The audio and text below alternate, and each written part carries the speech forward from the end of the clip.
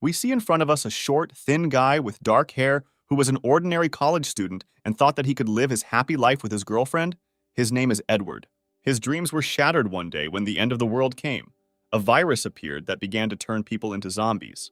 A terrible disease came from nowhere and literally in a matter of moments took over the whole world. City streets, various administrative and entertainment buildings, nooks and crannies, and shops all found themselves at the mercy of mindless creatures. The whole situation turned out to be very sad for our protagonist and his girlfriend. She, like many inhabitants of the planet, suffered the same terrible fate. She turned into a zombie due to the virus. From this moment on, he is forced to survive in this crazy world with his girlfriend, trying to protect her and, if possible, also cure her. We see one of the zombies on a chain with a backpack on his back moving towards the grocery store. Having gone inside, he begins to slowly look around and then fill his backpack with products that were able to survive. I'm about to leave for the store, and in my zombie's head, I hear an order to bring several cans of soda standing at the very exit of the store. A few minutes later, we see Edward and the same zombie sitting on the roof of the building, who says that after several days of training, it became easier for him to control it. Our main character is trying once again to understand how he, as an ordinary college student, came to such a life. Half a month ago, a virus appeared that turned most people into zombies whose only concern was hunger. The survivors had to hide so as not to be eaten. Shortly after this chaos began, Edward learned that he could control zombies using his powers. After some time of training, Edward learned to establish a connection with zombies, with the help of which he can control them like puppets. At a given moment in time, our protagonist is able to control only one individual, which for now follows him wherever he goes. One sunny day, we see the main character lying on the bed whose phone receives a call. A woman's voice comes from the phone speaker, reproaching Edward for not waking up yet, after which he abruptly jumps up, realizing that it is the voice of his girlfriend. Hearing Bella's voice, a smile appears on his face. They begin to have a nice conversation, and after some time, our protagonist decides to ask him to do something for him. The girl immediately agrees, which causes a sharp surprise to appear on Edward's face because he hasn't even stated the essence of his request yet. Our main character begins to thank his girlfriend, saying how kind she is and how much she loves her, and literally, a moment later, wild horror appears on his face from Bella's screams. Edward jumps up, and cold sweat breaks out on his face. He realizes that all this was just another of the nightmares that never cease to torment his soul and mind. Having recovered from his fright, he leaves his shelter outside of which sits a chained zombie, over whom he still loses control as soon as he lets down his guard. By closing his eyes and using his powers, he again establishes a mental connection and control over the body of the walking corpse. Edward's main goal at this moment is to get to Bella's house, which is located at the end of the street and is completely infested with a huge horde of brain-eaters. In one of the buildings nearby, a loud crash is heard, causing all the zombies in the area to immediately begin to chase towards its source. Our protagonist understands that this is his chance to get to his girlfriend's apartment. He immediately decides to waste time and, together with his puppet, rush in the opposite direction. Looking out the window and trying to understand what exactly caused that noise, he sees two survivors calling for help, screaming in pain and suffering while they are being eaten alive. To Edward's surprise, he realizes that he doesn't feel anything, looking at these two men being eaten by zombies as if he was absolutely indifferent. Our main character says that no matter what, his main goal is to find Bella and orders the zombies to go outside and inspect his girlfriend's house. She must be somewhere nearby. Through the eyes of the puppet, Edward sees a car accident, wondering if there are living people in the cars, ordering the zombies to move on. Noticing a red bus involved in an accident, he remembers that it was Bella who was riding on it and decides to check for the presence of her body inside the bus. He sees in front of him a tall, slender girl standing in a bloody dress and holding a zombie's head in her right hand. A girl with glowing red eyes immediately notices someone behind her and rushes to attack him. Without having time to react, the girl in an instant with a lightning strike pierces through the puppet controlled by Edward. Our protagonist cannot believe his eyes. The feelings inside him tell him that Bella, standing in front of him, is also infected with the virus. Edward understands that he cannot allow the girl to kill his puppet, because in this case, she will simply run away and decides to take control of it using his power. The imaginary spirit of the main character, which comes from his body, begins to move towards the soul of his girlfriend. Bella's soul looks incredibly defenseless and at the same time tender, being in the absolute emptiness that surrounds it on all sides. Trying to take control of her, a loud explosion of energy is heard, pushing Edward away and preventing him from carrying out his plan. In real time, the girl begins to be filled with rage, and with all her strength, she throws the zombie onto the ground of which she has been holding in her hands all this time. Our protagonist understands that she is resisting. If he fails to take control of her mind, she will remain like this forever. Having gained determination, he is not going to retreat, because saving Bella is one of his main tasks in the chaos that has surrounded him for a long time. Making another attempt to take Bella under control, the subtle emanation from his soul nevertheless touches the consciousness of the fragile, defenseless girl. In real time, the girl's body calms down, and our main character, sitting in a building nearby, exhales because his attempts were crowned with success. Edward orders her to move towards him. Ignoring his request, she freezes for a while and then takes out an incomprehensible red crystal from the back of the zombie's head. You don't understand what's happening. Our main character sees his girlfriend putting this crystal in her mouth. The body of our protagonist is overcome by an incomprehensible and strange sensation by which he understands that this thing restores the strength and health of his girlfriend. Having finally reached Edward, Bella stands opposite him and without moving looks him straight in the eyes, to which he notices that she smells nice. The protagonist presses his forehead to his girlfriend, promising and hoping that he will definitely find a way to fix everything, when suddenly the connection with her is interrupted. Edward does not have time to understand why exactly the connection was broken, and at that very second, Bella throws him to the ground. Due to the fact that the spiritual connection has weakened, the girl rushes at the victim in front of her with a wild desire to kill her. At the last moment, moments before the impact, our protagonist manages to regain control of his girlfriend's body and says that they should go to a safer place and clean her up.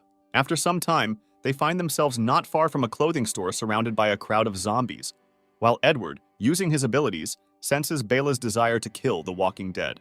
He remembers the same red crystal that is in the back of the heads of the brain eaters and decides to help his girlfriend get a couple more on the way to the store. Without even having time to think about giving an order, Bella, in the blink of an eye, rushes at one of the standing zombies and smashes him onto the asphalt with a powerful blow. Edward realizes that if he doesn't intervene as soon as possible, his girlfriend could get out of control, and he should find an antidote for her as soon as possible. Our main character, with frantic zeal and despair, rushes into battle with the zombies, helping Bella. The two of them merge in an elegant bloody dance in a matter of minutes, dealing with a huge number of corpse eaters on their way. Our main character exhales, wiping the sweat from his forehead after the battle, and allowing his girlfriend to collect as many crystals as possible and absorb them. Edward manages to notice that when his girlfriend eats this thing, his physical strength increases, and most importantly, that Bella's anger gives him more strength. Having entered our clothing store, the protagonist begins to rummage through things and select an outfit for his girlfriend, while grinning and thinking about all sorts of vulgarities. After which they go to the bathroom to wash away traces of blood and dirt from Bella and also throw out her old torn dress. Edward begins to slowly and with his usual caution remove things from her fragile, delicate, and elegant body. Having finished all the preparations by washing and changing Bella, they sit down together in a chair to take a breath and think about what to do next. While braiding his girlfriend's hair, Edward hears the rumbling in her stomach and understands that she also needs constant support from her body in the form of those very red crystals. Without thinking twice, he decides to go hunting with Bella in order to satisfy her hunger and also at the same time practice maintaining a connection with her.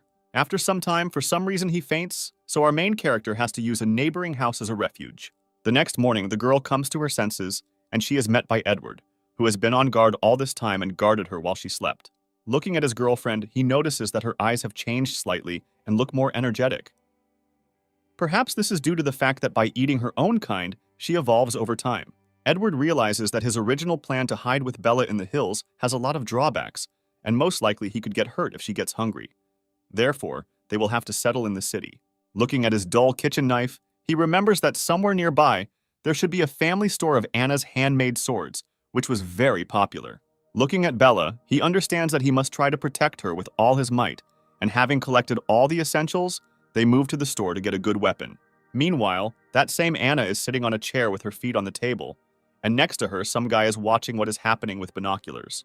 This guy calls out to Anna saying that he noticed two people approaching her store. Looking at what is happening, the guy says that they should warn them, and the zombies in the store, if they don't do this, they will take her swords, to which Anna replies that screaming will only attract zombies. Meanwhile, Edward and Bella penetrate deep into the store, coming close to the door on which the workshop is written and trying to open it. Suddenly, there is a loud crash, and an angry zombie attacks them from behind the door. Our protagonist manages to react and jump back, covering his beloved with himself and trying to analyze and predict how he should fight. When the corpse eater decides to carry out another attack, Edward manages to dodge to the side and with a deft movement of his hand, uses his kitchen knife to cut off his hand, after which he decides to counterattack and perform a roundhouse kick that sends the zombie flying towards the nearest wall. Making a lightning-fast dash towards the zombie lying on the floor, he jumps on him, puts the knife behind his head, and is about to plunge it into the very heart of the corpse eater. Suddenly, the mutant manages to twist his leg and kick Edward away from him in the other direction. I watch everything that happens, and seeing that Edward fails, Bella in an instant finds herself behind the zombie's back, and with a powerful blow pierces his body right through. This zombie clearly turns out to be stronger than ordinary soldiers, and even after receiving serious damage, it manages to react and tries to counterattack, but misses. Having a numerical advantage and realizing that now is the moment to deliver the decisive blow, our main character tries to stab an unsuspecting zombie in the back. After which, with a very strong swing and as far as possible, he sticks a kitchen knife right into the head of the mutant zombie, causing him to fall to the ground with a furious roar. Edward looks around realizing that this enhanced zombie managed to kill a huge number of people. For a second, the thought flashes through his head that if there are individuals like him, then perhaps there are creatures much more terrible and dangerous. He hears Bella's footsteps behind him and turns around to make sure that everything is okay with her and that she was not injured after the battle. The girl pulls the crystal out of the zombie's head and is about to swallow it, but Edward manages to stop her. The protagonist begins to examine this time the green crystal, suggesting that its color and carrier may indicate a higher concentration of the virus. He understands that he needs to find a place to rest because the situation may repeat itself, and they will both lose consciousness after he gives Bella the crystal. Having come to his senses why they came here, he decides to find a suitable weapon among the many swords. He looks at the display cases and realizes that Anna's sword store lives up to its reputation because the quality and price of the weapons are simply divine.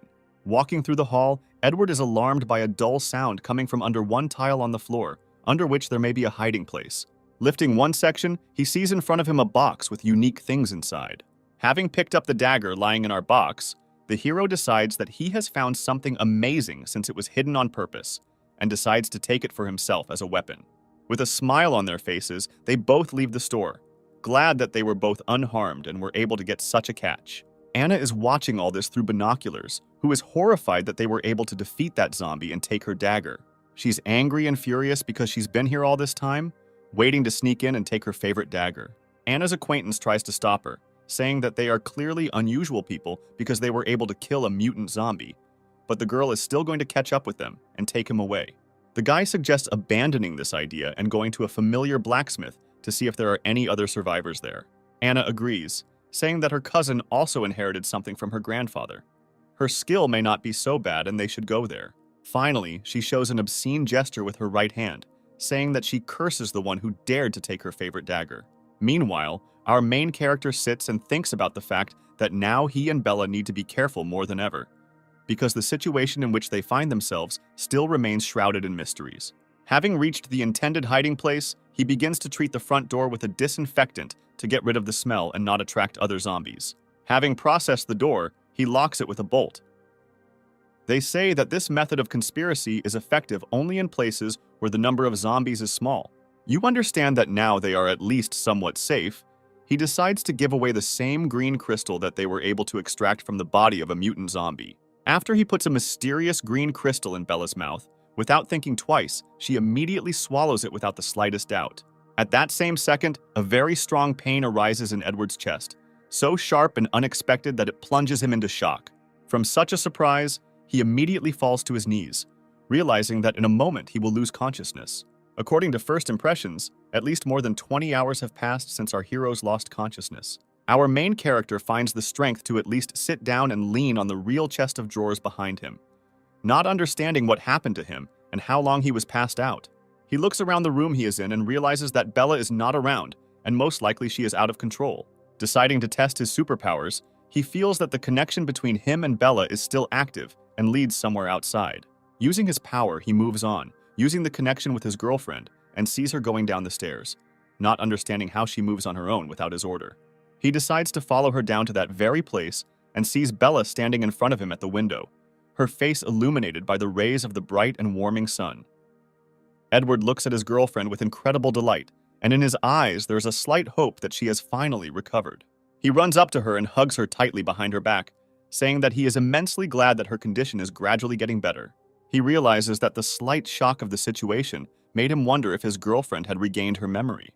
He looks into her eyes, holding her tender neck with his hands, saying that everything will be fine, because at least now she has some emotional expression on her face and she can move on her own. He orders her to follow him because she will probably be able to return to normal life if they continue to evolve and feed her crystals. The two of them set out on the streets of the city, infested with a huge number of zombies, and Edward also notices that Bella has evolved very much and has become much stronger. While the girl alone deals with hordes of zombies, he sees that in her eyes they are like inferior creatures who do not deserve the slightest right to life. Also, looking at his girlfriend, Edward wonders how she will react when they have to face other survivors. He wipes the dirt and bruises from her face, knowing that he will do his best to prevent her from attacking other people using his control abilities. At the same moment, he hears loud noises and screams behind him, suggesting that it could be other survivors. He looks around and sees in the distance a guy and a girl surrounded by a huge number of corpse eaters walking straight towards them. He notices how a girl armed with a beautiful and graceful katana in the blink of an eye deals with the nearest zombie trying to attack her. This girl with long black hair and a red headband with white flowers on her head turns to her friend and says that they should go back to the store. They change the course of their movement, turn towards the building standing behind them, and begin to make their way deeper into the store. Edward, observing the whole situation that is happening from afar, remaining unnoticed, understands that this girl is clearly unusual, and there is something about her that is. Not only is she skilled in combat, but she is also not afraid of zombies. A certain confidence emanates from her body, and if she were an ordinary girl, she would have already turned pale and trembled with fear. He looks at Bella and suggests that she may also be a person with unusual abilities, and now is not the right time to meet her. Edward turns around, deciding to leave and not get involved in conflicts because it could harm him and his girlfriend. A green-haired guy who is clearly a friend of the girl with a katana notices our main characters and decides to call out to them asking for help. Edward is clearly unhappy with the current situation because his screams attracted the attention of nearby zombies. He decides that there is no way out anyway, and he needs to help these two because if this girl is really a person with abilities, she can find out Bella's true essence. He snatches from its sheath the same dagger that they recently got from the sword store and intends to defend themselves from the zombies attacking them. Meanwhile, the girl with the katana tells her friend not to scream because by doing this, he attracts even more hordes of corpse eaters. The guy with green hair points out that he noticed other survivors, and they might help them. A girl with black hair and a red headband turns around and looks outside the store of our protagonist, who is dealing with corpse eaters. Edward manages to fight with ease because after Bella's evolution, his abilities also improved, and now he can control 3 zombies at the same time. He uses his powers to take control of nearby zombies and order them to simply step on him without attempting to attack and treats them like pathetic dolls. A guy with green hair sees our main character fighting coolly and tells the girl with a katana, whose name is Shanna, to pay attention to this. A beautiful and slender girl with a katana, whose name is Shanna, says that this does not concern her at all. The green-haired guy and his girlfriend are running towards our protagonist. Go. There is no need to force them. A moment later, the girl manages to notice Edward's dagger sticking out and unsheathed and tries to snatch it, but misses as he manages to react and return it. Shauna falls face down on the ground, and her friend, confused, asks what came over her and why she behaves this way in front of other people. Dissatisfaction is clearly visible on the face of the girl with the katana. She asks where our protagonist managed to get this dagger, to which she receives the answer that it does not concern her. She continues to insist on her opinion. Without such wild aggression on her face, she once again asks where he got this weapon, asking him to tell him everything in detail. Edward replies that he took it from a sword store, which causes Shauna wild surprise and misunderstanding. Sitting on her knees, the girl examines the protagonist's dagger, asking whether any of the survivors inside the store survived, or whether they are all long dead. Edward looks away, asking Shanna to get up from her knees and stop staring at him from the waist down. She immediately turns her gaze to Bella, saying that he has nothing to worry about because his girlfriend doesn't mind at all. Shanna immediately runs up to Bella, hugging her hand and pressing her whole body against her, saying that such a beautiful girl obviously won't be jealous. At this second, the thought of tearing the victim standing next to her into pieces flashes through Bella's head, but Edward manages to order her not to move, using his strength. Edward warns that his girlfriend cannot speak, to which Shanna expresses regret that such a beauty turned out to be completely not mine, and asks for forgiveness. She holds Bella's hand, apologizing once again, saying that she doesn't look very good and she should rest in their hideout. She also looks at Edward, saying that she liked him too and should follow her and have a good rest, and also drink some beer. But they don't grab their hands, and the forces begin to drag them along, saying that they haven't seen the survivors for a long time and they have something to chat about. After some time, they find themselves in one of the apartments of a multi-story building somewhere not far from their meeting place. The green-haired guy says that the place is small and they will have to make room a little, but it is clean and safe. The door to the apartment is opened by a young girl dressed exactly like Shanna and happy that they returned unharmed. This girl manages to notice Bella and Edward, asking how they managed to meet two more survivors.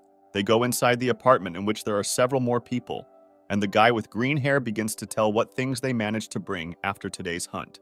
Edward manages to assess the situation and notice a huge number of people in their apartment, and that this is clearly not without reason.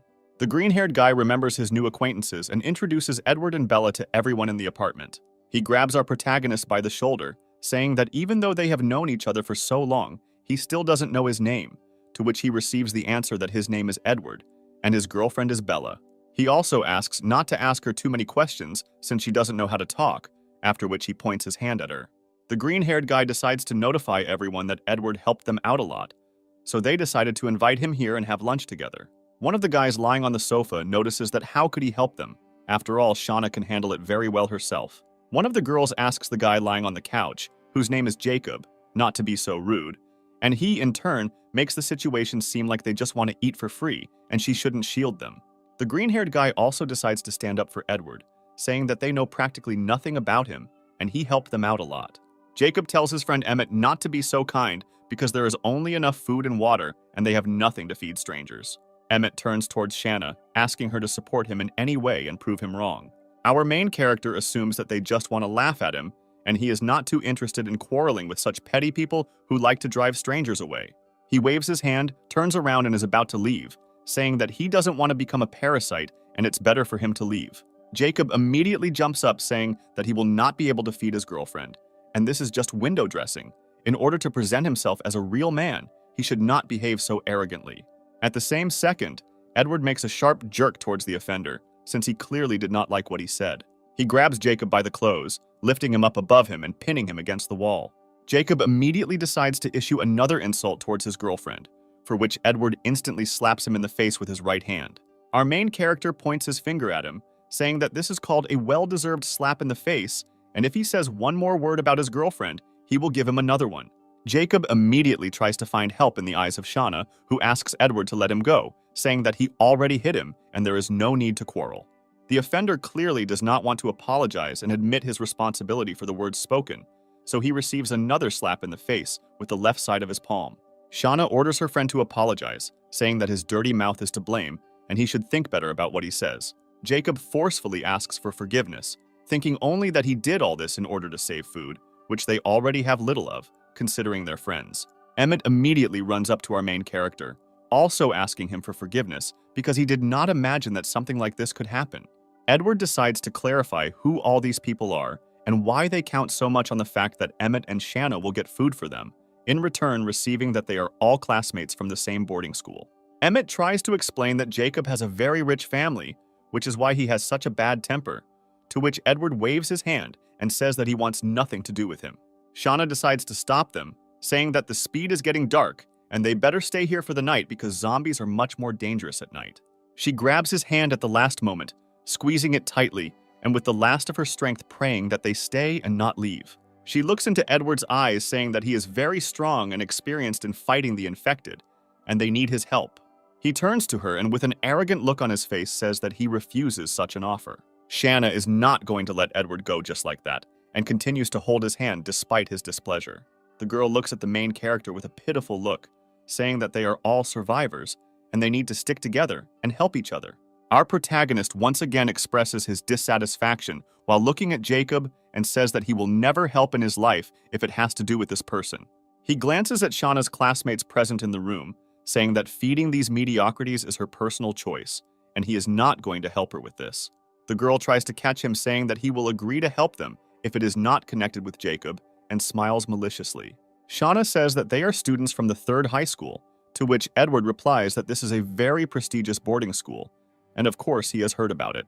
The girl explains that when they left their school, some of their classmates remained there and asks our protagonist to help them get there. Edward looks at them with a straight face, asking what he will get for his help, causing complete bewilderment in the eyes of those around him. Emmett is immediately disappointed in people, saying that, in his opinion, in case of disaster, people should have helped each other, but the world still remained incredible. Shauna says that his demands are very reasonable, but it seems to her that he has already received payment since he took the dagger forged by her cousin Anna.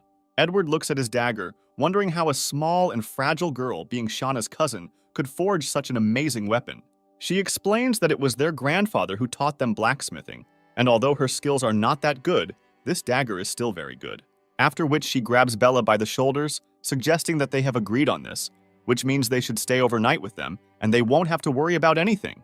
Edward explains that he would never leave his girlfriend alone in the world, knowing deep down that if he leaves her with defenseless people, he will only see mountains of corpses when he returns. Shauna notes that he is a worthy man since he protects his girlfriend so carefully. When the conversations and debates end, Emmett decides to please his classmates by telling them that their new acquaintance has agreed to go to school with them. A girl with long yellow hair objects that they really should go to help them because they have been dead for a long time. Shauna sharply objects, saying that they must do this because she promised to return and save them. She also notes that if it weren't for their classmates and teachers who covered their backs, they would already be in the stomachs of zombies. The guy with glasses decides to agree with Shauna's decision, saying that if they leave them there and don't come back, it will be very selfish. He also decides to begin dictating his terms and making plans for the further development of affairs, to which Edward immediately objects. He explains that all those present have no combat skills. In addition, most of them will play into the hands of the enemy because they will become an easy target. Shauna explains to him that he doesn't have to worry about their safety because all he has to do is help them get to the school building. A slight panic and uncertainty about what awaits them begins to spread among all the classmates present.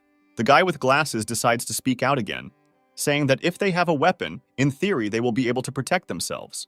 Edward orders everyone to go to bed and rest because tomorrow morning they will have a difficult test.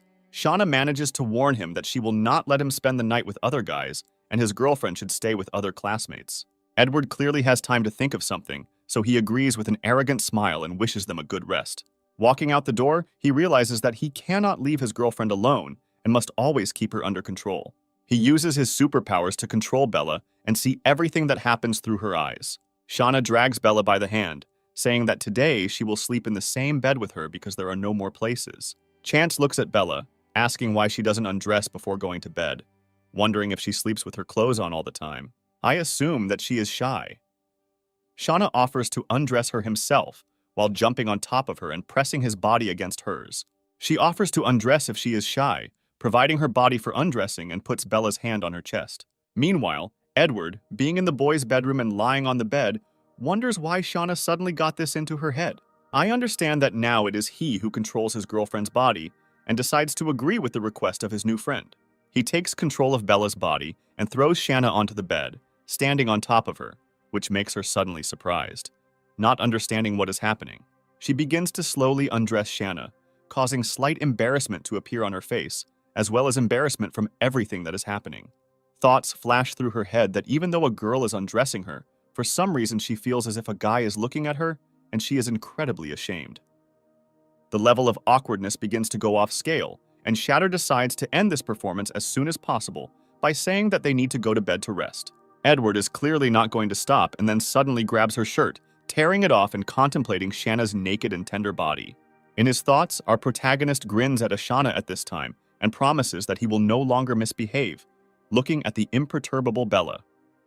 After which Edward orders Bella to go to bed and breaks off the connection with her, ceasing to control her body. Shani at that moment covers herself with some of the clothes remaining on her and, dissatisfied, shouts at her classmates so that you too can quickly go to bed. Before going to bed, she also states that it would be very becoming for Bella to smile more often because her beauty deserves it. Shanna also expresses her thoughts that she initially imagined Edward as an abuser who forced a defenseless girl to follow him. But after I heard from him that you couldn't speak, I realized that he was not a scumbag at all. The next morning, all classmates, including our heroes, gather on the street near the shelter and plan their hike. They discuss a plan for further action and also distribute supplies of water and food to everyone. Meanwhile, Jacob and the guy with glasses watch all this from the side, judging Edward for taking their supplies. He is clearly still unhappy about the situation where he received several slaps and wants revenge on our main character. Edward decides to clarify what weapons they have for primary self-defense, with the exception of the katana that Shanna wields. You understand that the only weapon of self-defense is a kitchen knife. They distribute everything they have to each of their classmates. Sometime later, they begin to move towards the school, simultaneously dealing with obstacles in the form of zombies. Edward understands that Shanna and Emmett work well together, and it would be much better and easier for the two of them to survive in this chaos. Analyzing his connection with Bella, Edward realizes that the crystals of ordinary zombies are no longer suitable for her evolution. He understands that, given the course of things, he needs more mutated or much stronger infected. Analyzing everything that happened, he understands that mutated zombies can be found in closed spaces, such as hospitals, schools, and shops. While Edward was in thought, one of his classmates was grabbed by a zombie through the window of a street store. He manages to break the window and through a hole in the glass, drags him inside the building, plunging everyone nearby into shock. Our protagonist instantly understands that he needs to save the poor fellow as soon as possible. He breaks into the store through a hole in the glass and sees how that same guy is devoured by a zombie and manages to take control of it. After which, with a cool and imperturbable face, in an instant he cuts the insidious corpse eater into pieces. After which, Shanna immediately runs into the store, trying to figure out why everyone is panicking and what happened. Our protagonist explains that their classmate can no longer be helped, and they need to move on because he is dead. After the incident, all the untempered classmates crowd around the mirror display and discuss what happened. Shanna understands that she must not give in, and, using her leadership qualities, orders everyone to move on. Edward notes that no matter how stupid this girl is, at critical moments she is actually quite decisive. Jacob, standing nearby at this moment, looks at our main character, blaming him for everything that happened.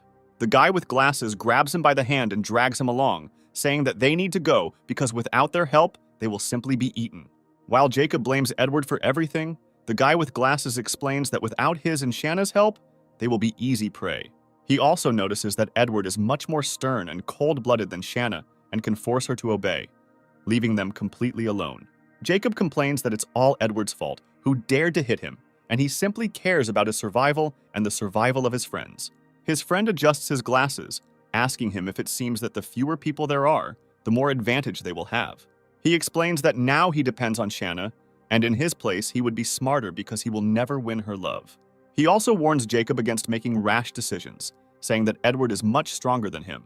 The guy who received several slaps in the face from our main character bares his teeth, calling his classmate a traitor. Meanwhile, the whole group of people moves on, stumbling upon another crowd of zombies and deciding what to do.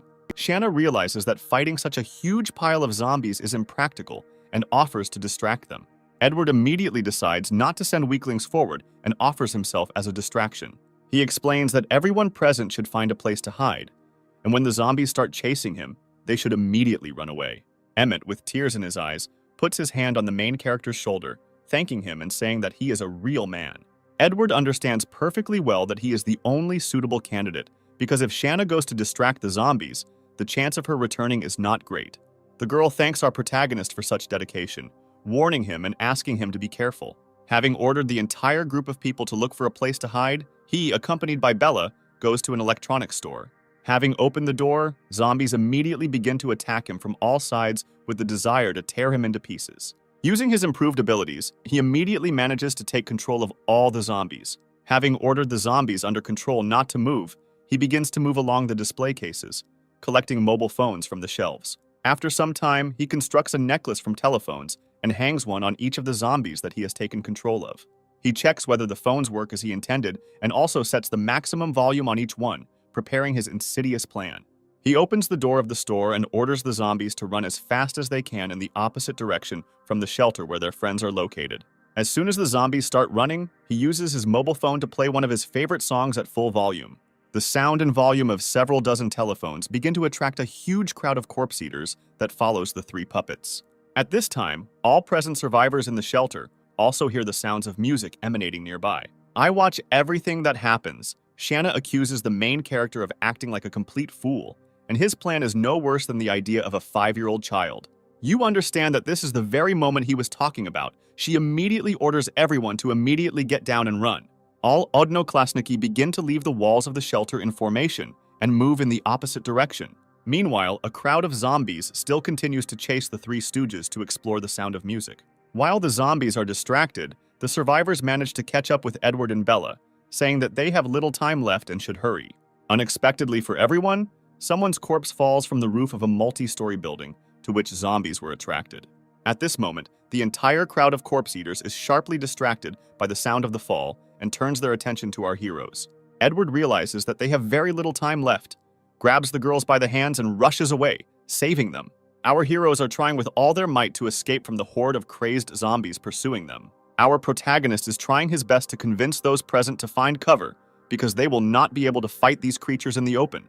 Nearby, they notice a multi-story building and run inside a store with screw-type doors. The crowd of zombies pursuing them begins to slowly make their way through small cracks in buildings and doors, pursuing our main characters. Edward realizes that they are in a rather hopeless situation and orders everyone to take up defensive positions, destroying the mindless creatures one by one. Our main characters begin to defend themselves slowly, dealing with the zombies that spring from all the cracks. Meanwhile, nearby classmates led by Jacob do not understand what to do in this situation. The guy with glasses supports him, saying that he doesn't know what to do, just like him, because there were no orders from Shanna. At this moment, zombies also begin to descend the stairs from the upper floors of the building to the sounds of battle, from which our heroes find themselves clamped in a vice. One of his classmates is about to scream about the approaching danger, when suddenly someone pushes him in the back. He turns around and sees guys in glasses in front of him asking him, "Michael, why are you doing this?" He falls to the ground and immediately begins to be eaten by a crowd of zombies, from which he can only scream and scream for help. One of the classmates standing nearby is also attacked by another zombie, who with his mouth open is about to bite off a tasty piece of meat from her. At the same second, I manage to save Bella, who with lightning speed manages to repel the attack of the attacking corpse eater. The frightened girl looks at our heroine, thanking her from the bottom of her heart, saying that now she owes her her life. Meanwhile, Edward, using his ability to control zombies, continues to deal with the crowd from the street. He understands that his strength is almost running out because so much use of force exhausts his body. Our main character orders everyone to immediately retreat to slow down because if they continue, none of them will survive. Sounds and cries for help are heard from the upper floors, and Edward orders them not to stop and to think about their own survival first. Using his powers, he orders Bella to protect any classmates who are in danger.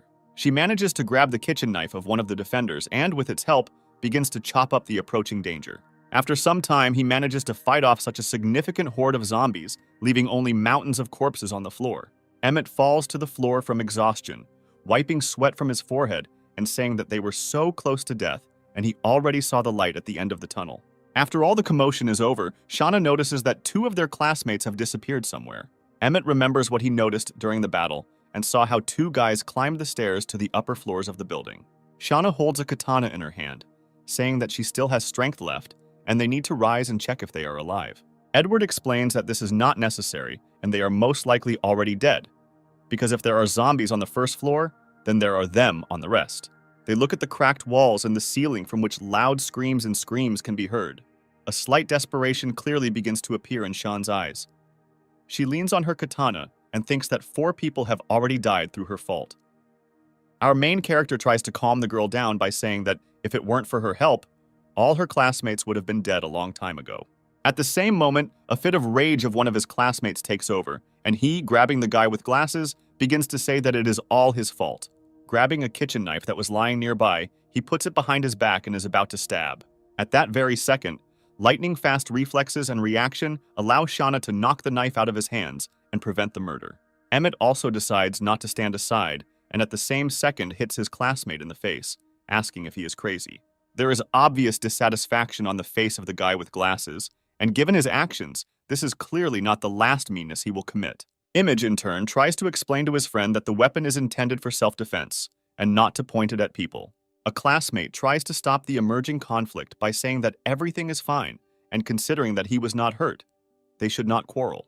Edward examines all the survivors present, realizing that the losses will not end there, and not everyone will reach the final goal of their journey. The guy with glasses is worried whether Edward saw how he set up his classmate, and decides to find out why he is looking at him so intently. Our protagonist replies that he was just thinking, and they shouldn't hesitate and move on.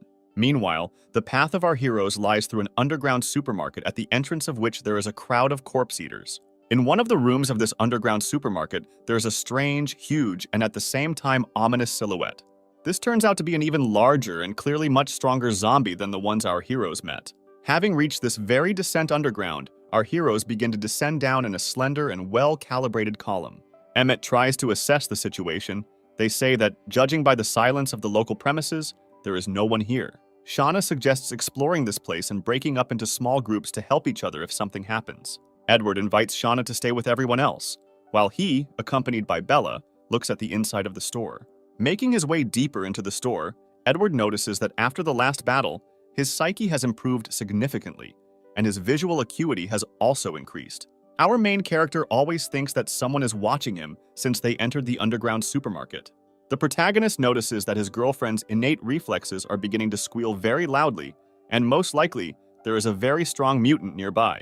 Screams begin to be heard from the depths of the store, and our heroes immediately begin to follow the sounds to check what is happening there. Turning the corner, they see one of their classmates being eaten by the same mutated zombie, and Jacob just watches all this. The guy who is being eaten by a zombie screams in unbearable pain, asking his friends to help him and save him. A moment later, Zombie decides to switch from one victim to another, rushing after Jacob standing next to him. He notices Edward and Bella running towards him, asking them to help him. Edward takes out his dagger, realizing that in front of him is a very strong and formidable enemy, and he needs to be extremely careful. Although the mutant zombie has enormous dimensions, it is still incredibly fast and agile, and almost manages to catch up with Jacob. Having overtaken him, he makes a sharp wave of his hand, causing him to quickly fly into the nearby shelves. Absolutely without losing concentration with his second free hand, he swings in the hope of smearing our main character across the floor. Edward's reflexes allow him to react and dodge an attack that is much stronger and faster than that of ordinary zombies. The main character understands that he cannot hesitate, and he must deal with him as soon as possible before Shanna arrives. He uses his powers to loosen his control over Bella, giving her complete freedom of action and the ability to fight at full strength. At the same moment, as if by magic, she appears behind the zombie's back and makes a powerful blow along the entire length of his body. Edward decides to use attack tactics from several sides, and while the zombie is distracted by his girlfriend, tries to strike again. Together with his girlfriend, they manage to inflict several targeted piercing and cutting blows on him, causing the zombies to bleed. Having received a sufficiently large amount of damage, the mutant continues to resist. Edward understands that he must find his weak point. Using his abilities, which have recently undergone slight improvements, he tries to take control of such a massive and formidable enemy. I'm trying to simultaneously keep the Bella of another mutant zombie under control. His nose begins to bleed, and he spends too much energy. Well, still, overcoming the pain and gathering all his strength, he manages to make the mutant zombie not move for a few seconds. These couple of seconds are enough for Bella to pierce through the giant's skull with a lightning strike and destroy him. Also, in parallel with the blow, she manages to remove a bright green crystal from the corpse eater's head, which clearly has incredible power. Towards the very end of the battle, Shanna and Emmett come running to the sounds of screams of blows, clearly rushing to help. The girl's face clearly shows incredible shock from what she saw, because she had never seen anything like this in her life. Edward and Bella are standing near the lifeless body of a mutant zombie, who appears to be several times larger than both of them.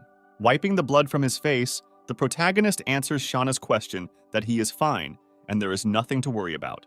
Analyzing the battle, Edward realizes that his psyche has become much stronger, and perhaps he will be able to control two strong zombies at once. At this time, Emmett notices Jacob lying in the chest of the wreckage asking for help. The wounded victim looks at Edward, cursing him for the fact that he had time to save him, but did not do it. The same classmate who was originally eaten by a zombie is on the verge of life and death and asks Shanna to help him. With tears in her eyes, the girl picks up a katana and says that she cannot do otherwise, after which she ends the torment of her friend. She explains that she could not do otherwise in this situation because they cannot help him in any way, but only prolong his suffering. Shauna is also trying to clarify whether everything is okay with our heroes, because they very quickly manage to cope with a huge mutated corpse eater. Hearing from Edward that everything is fine and she shouldn't worry, she thinks about the fact that this guy is clearly hiding something from her. The sign that has been helping and bandaging Jacob all this time tells our heroes that, in his opinion, he will not be able to go further. He says that the color of his wounds is the same as the zombies, and that he might transform if they leave him like that. Offering various options for solving the problem, Shauna immediately refuses the option of taking him with her. In such a situation, they should not risk taking him as ballast because the rest of his classmates are already turning away from him. Edward decides not to take part in this conversation, saying that these are their personal problems, and he is responsible for people he does not know. Shauna offers to leave Jacob here for a while, and if they return and see that everything is fine with him, they will take him back. Hearing all this, Edward realizes that he may not appreciate it at all, and the food and water will be wasted.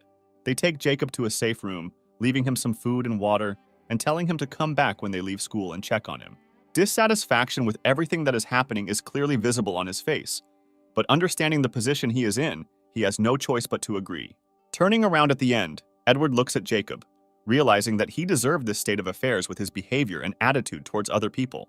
After some time, our heroes find themselves near the building of the third high school, to which their path lay. Our protagonist notes that the situation looks too suspicious, and Emmett reports that all the zombies are most likely inside the school. In such closed places, there should be many zombies without food.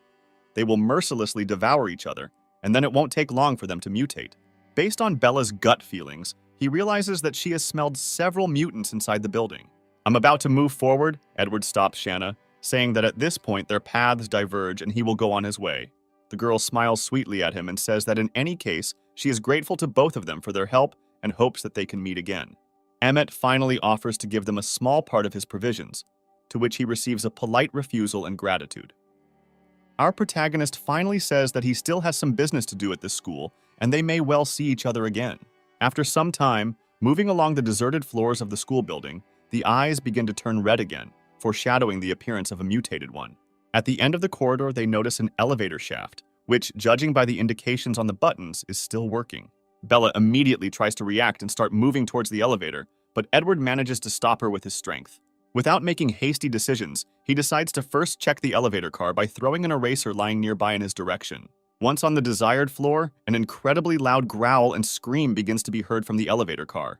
In an instant, the elevator car opens and an angry zombie with glowing red eyes rushes at our heroes.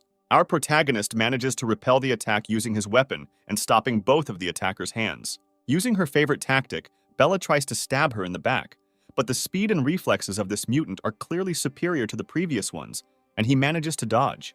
The reflexes and speed of this mutant clearly surpass those of humans, and after a successful goal, he immediately tries to make a counterattack.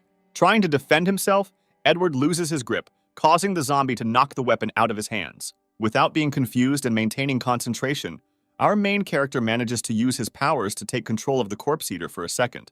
Bella, without losing the slightest chance, manages to deliver a sharp blow to the back, causing the zombie to lose his right arm. The attacker clearly does not like this state of affairs, and he, holding the rest of his hand, begins to frantically scream at our heroes. Edward manages to pick up a dagger lying nearby that he dropped. They say that now that he has lost his arm, he will become less dangerous. This time, together with his girlfriend, they decide not to distract the zombies from each other, and the two of them go into a frontal attack. Having received serious damage, the mutant can no longer defend himself so well and begins to receive even more injuries. A guy and a girl in love decide not to leave the enemy the slightest chance to escape or counterattack, continuing to advance and crush him with a series of blows.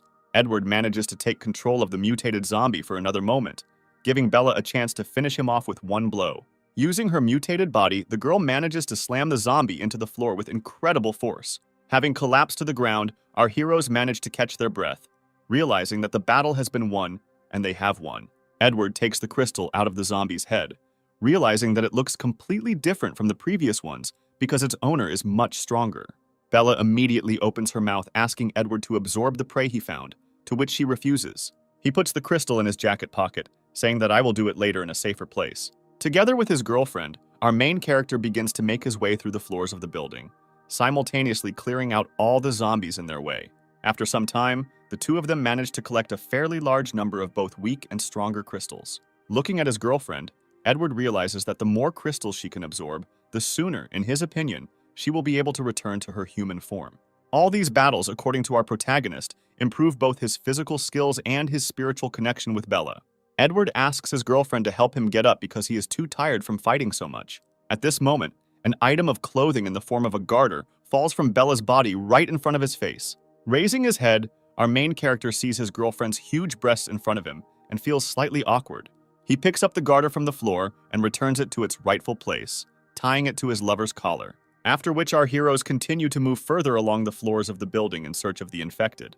At the same moment, using Bella's instincts, Edward realizes that there are still zombies in the school building, although in his opinion, they killed everyone. He understands that Shanna most likely does not have the strength to deal with the mutant zombie alone, and decides to find him on her own as soon as possible. Meanwhile, in the schoolyard, we see a wounded and disgusting-looking silhouette of a man. It turns out that half of Jacob has already mutated and turned into something vile and incomprehensible. Meanwhile, Shauna, accompanied by her classmates, is already very close to the place where their friends are hiding. Some of the classmates are talking about how their friends were without food or water all this time, and most likely they are no longer alive.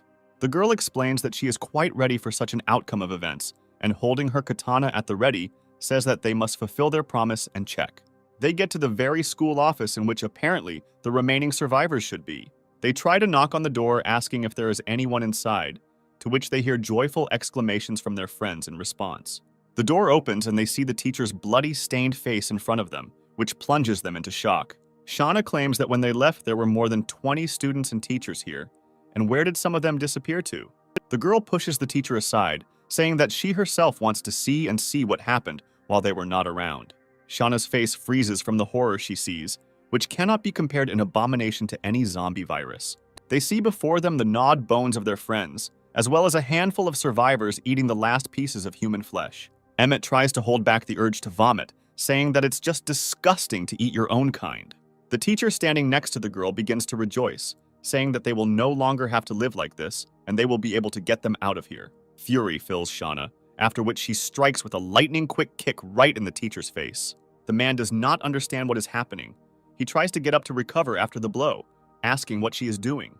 Shauna covers her face with her hand, saying that Edward was right, and all these people are just a bunch of worthless parasites. She explains that they could provide for themselves, but instead of searching for food, they chose to eat their comrades alive. Shauna says that the weak cannot be blamed for seeking protection, but if they want to justify eating their friends with their weakness, then they are much worse than zombies. The girl turns around and leaves, saying that she is not going to help such scum, and now they are on their own. All the survivors present begin to blame Shanna for this state of affairs, and screaming, rush at her with the desire to kill her. Without the slightest shadow of doubt, the girl swings her katana, cutting off the head of one of the attackers. Meanwhile, Edward and Bella continue to explore the school premises in search of a mutated zombie. They stumble upon another classroom littered with mountains of corpses, finding no signs of mutated ones. Trying to verify his assumptions, Edward pays attention to Bella's reflexes, which do not foretell any danger. Finding no evidence of danger, they decide to go to other buildings of the school and check the location of the mutant zombie. Meanwhile, the headless body of one of the attackers falls to the ground with a roar, shocking the cannibals. Shauna turns to the offender, and on her face there is rage and a desire to tear these non-entities into small pieces. All those survivors whom our heroes came to save immediately begin to run away in the opposite direction. Shauna is not going to let any of them go because she has finally decided to put an end to these vile creatures. One of the teachers bows, begging for mercy and asking not to kill him because he will do whatever she wants. The girl does not agree, suggesting that apparently he heard the same thing from those people whom they killed and ate. The teacher raises his head trying to justify his actions, and at that very second, Shauna's katana cuts off his head. At this moment, the girl is caught up by her classmates, who have accompanied her all this time. They see Shanna's imperturbable figure in front of them, as well as her clothes completely bloodied on her face and a katana in her hand. Emmett runs up to her trying to bring her to her senses, realizing that the girl is in an unconscious position. At the same moment, one of the mutated zombies appears behind them and manages to kill one of their classmates. Everyone present begins to run away in panic, trying to save their lives. Trying to catch up and tear apart one of the children, the zombie decides to attack the backs of the defenseless and motionless Shauna. The guy with glasses manages to notice this and understands that they can't survive without her, and decides to commit another vile act. He grabs one of his classmates and pushes him towards the zombies again, drawing attention away from Shauna. The mutant is distracted by the body of an innocent guy and begins to gnaw his neck, causing drops of blood to fall on Shauna's face. This brings the girl to her senses, and she manages to react and pierce the zombie with her katana. Everyone present stands around the body of their dead classmate, deciding what to do next. The girl, who has experienced incredible stress after everything that happened, says that they cannot hesitate and need to move forward. All this time, they were watched from afar by Jacob, who is clearly here to take revenge. He decides to attack on the sly and grab Shanna, to which she manages to react, but is unable to defend herself. Jacob's physical abilities have clearly increased after the mutation, and he manages to make a powerful blow that opens the girl's body. He stands in front of the girl, who is trying to catch her breath and gather her strength, saying that they have met again. Jacob takes Shanna on his shoulder and tries to take her with him, but Emmett decides to stop him by stabbing him in the back. He manages to hit the green-haired guy in the chest, causing him to fall to his knees in pain. He turns around and tells him to tell Edward to come to the boys' dorm or Shanna won't live long. Emmett starts shouting after him, but the guy with glasses tries to stop him, saying that this will attract more zombies. The guy gets up from his knees and says that they need to escape as soon as possible and find Edward. Trying to find shelter from zombies, they run into one of the empty classrooms of the school, closing the door and trying to barricade it. The guy with glasses starts shaking Emmett. They say that he doesn't know what to do next and death awaits them all. He explains to his friend that they don't have many options for further action, and they need to somehow get out and find Edward. Their safety is compromised as zombies begin to break through the windows right in the room. Emmett grabs one of the desks nearby, telling his friend that they will need to run on his signal. He shouts that they need to run, throwing the desk in his hands towards the crowd of infected. They begin to clear away the rubble to open the door, but stumble upon an even larger crowd of zombies. One of the corpse eaters rushes towards Emmett with the desire to tear him into pieces, and he, in turn, thinks that this is the last moment of his life. At the same second, several lightning-fast swings of the dagger occur, and all the zombies find themselves lying on the ground. In front of them is Edward, standing with a calm expression, holding his dagger in his hand. Emmett is immensely happy at the appearance of the main character, thanking him for saving his life and the life of the guy with glasses. Our protagonist tries to analyze the situation by looking around the room and asking why they were left alone and where Shanna is now. Edward stands and listens to Emmett's hysterical chatter, trying to figure out and compare what happened. He once again explains to him how they met their classmates and teachers, and also that Jacob kidnapped Shanna. Standing in a panic, he also says that he should definitely come because otherwise he promised to kill her. It is also reported that Jacob managed to mutate, and only Edward is strong enough to compete with him. Our protagonist understands that the situation turned out exactly the way he expected when they left him in that very supermarket. He looks at Bella and understands that zombies can still have their own consciousness and character. Therefore, he needs to continue to evolve. Having collected my thoughts, thinking about a plan for further action, he wonders where Jacob went with Shanna. Emmett, with lingering panic, replies that he will be in the boys' dormitory and offers to take them there. He tries to hurry everyone present and suggests going faster while Shanna is still safe. Everyone present, without wasting any time, goes towards the men's dormitory and tells Michael not to lag behind them. Going outside, our heroes notice a crowd of zombies eating the body of another unfortunate victim. Michael is afraid to go straight through the crowd of zombies, among which there is a mutated one, and suggests taking a detour. Edward notes that zombies can evolve by eating the bodies of people or zombies, which means that over time, there will only be more of them. While our heroes are in thought, one of the corpse eaters notices them, and the entire crowd rushes into a fight with the survivors. Edward looks at Bella, nodding approvingly in her direction, realizing that they can easily deal with this bunch of zombies. Michael, meanwhile, squats down and shakes with fear, repeating the same phrase that it was better for them to take a detour. Meanwhile, our main character, gracefully wielding his dagger with the help of Bella, deals with his enemies. Emmett rejoices and turns out to be very inspired, realizing that everything will be fine with them. In a panic, Michael manages to notice that he does not see a mutant zombie who has disappeared somewhere. Everyone present, including Edward, froze in absolute silence, awaiting the attack of the mutated one. From the side of a nearby tree, a mutant zombie makes a sharp jerk towards our main character. His attempts to attack using the effect of surprise are broken by a powerful blow from Bella, who slams his head into a tree trunk. Watching everything that happens, Emmett thinks to himself that Jacob will pay for everything he has done. Having reached the men's dormitory building, Edward examines the fresh blood on the floor and walls. Emmett reports that this is definitely Jacob's blood because he was smeared with it from head to toe. Our heroes see a trail of blood going up the stairs, saying they can easily find them by going in that direction. Edward and his girlfriend move ahead, and Emmett tries to hurry up the lagging and out-of-breath Michael. Ultimately, following the bloody stains on the floor, they find themselves on one of the floors of the men's dormitory. At the end of the corridor, they see the silhouette of a man with shiny red eyes, who says that he has been waiting for them for a long time. The main character understands that standing in front of him is none other than Jacob, whose appearance makes it clear that he is no longer human. The mutant's face clearly shows a nasty grin and complete self-confidence that he will get the drivers out of this situation. Jacob scratches his festering and bleeding wounds, blaming Edward for the fact that it is his fault that he became this way. Meanwhile, Emmett manages to catch up with our protagonist while running, wondering where Jacob is. A moment later, he notices the disfigured face and body of his classmate with horror, not understanding what happened to him. The mutated one tears his skin, from which pus begins to come out, once again accusing his friends that they are to blame for what happened. He points his finger at Edward and says that if they hadn't let this man in, they would have just returned to school, and he wouldn't have turned into a zombie. Our main character analyzes that ordinary people turn into zombies after infection. But something strange happens to Jacob, and he is clearly different from them. It seems that his body cannot withstand the defeat of a pure virus from a mutated zombie and begins to rot. Jacob points to his hand, saying that it was all Edward's fault and he could have helped him, but didn't. Our protagonist, with obvious dissatisfaction and anger, does not understand why he got the idea that everyone should take care of him and help him. He does not want to conduct a dialogue, asking the only question that interests him, where Shanna is now and in what condition she is. The mutated one immediately begins to scream at the top of his voice, saying that Edward left him to die, but now he can take revenge. Jacob replies that if he so badly wants to know where Shanna is now, then he should cut off the hand with which he hit him. Our main character looks at him with an arrogant gaze, realizing that his mutation has clouded Jacob's mind. Emmett immediately grabs a kitchen knife, offering to cut off his own hand in exchange for Shanna's life. Closing his eyes without the slightest hesitation, he swings the knife, intending to cut off his own hand in one motion. Edward manages to stop the boy, takes the knife from him, and tells him to stay away because he can handle everything himself.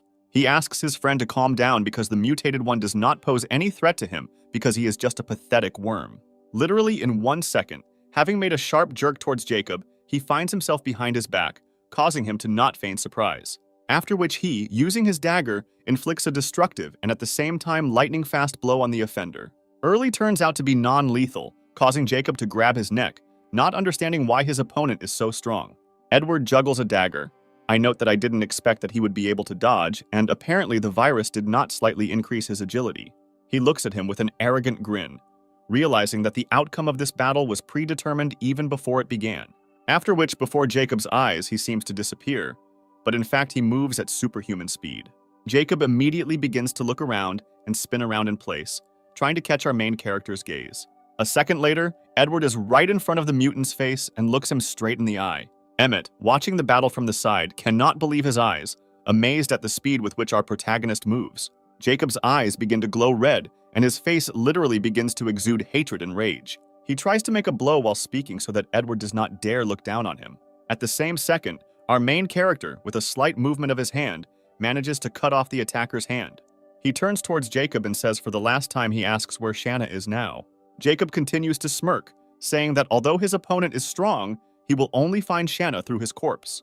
He begins to once again describe the situation in which he was left alone to rot in the basement of the store, describing his emotions.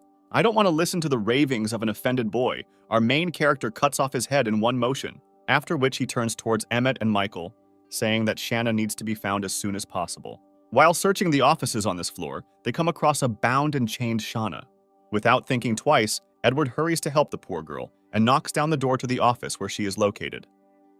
They pull the gag out of her mouth, trying to calm her down and telling her that everything is over and they will help her. Emmett begins to untie his friend while trying to find out if she is injured and if everything is okay with her. A tortured Shanna tries her best to say that they shouldn't try to help her. Our main character understands what happened and begins to bare his teeth, wondering how Jacob could do this. Shanna grabs her hand, pointing out the injury she received, and informs her that she is infected and will soon turn into a zombie. Everyone present looks at the poor girl, trying to understand what is happening and find a way out of the current situation.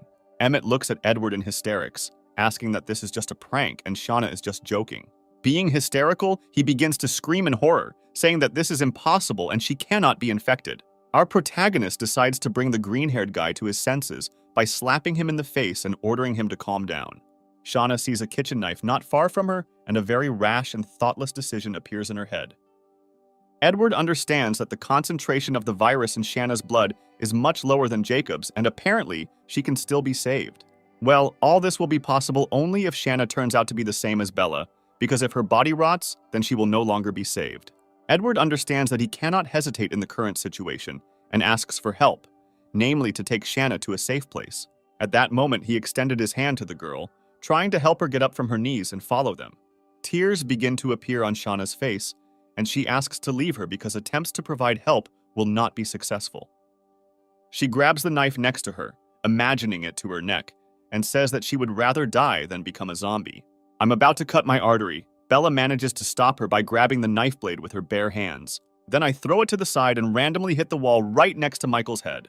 Shauna begins to scream hysterically, asking why Bella stopped her and didn't give her the opportunity to die with honor. She looks at Edward standing next to her, fearing that she might infect both him and her friends. Shanna feels that she is slowly but surely beginning to turn into a zombie and experience severe pain, asking to be left alone. Emmett tries to get closer to his classmate by approaching her and asking what's going on. Edward manages to react, but there is not enough time just to tell him not to approach Shauna. A red glow begins to appear in the girl's eyes, and she immediately lunges towards her classmate. With a powerful blow of her hand, she sends Emmett flying, causing him to hit the nearest wall. The main character manages to notice that she has become much stronger and is most likely in the process of transformation.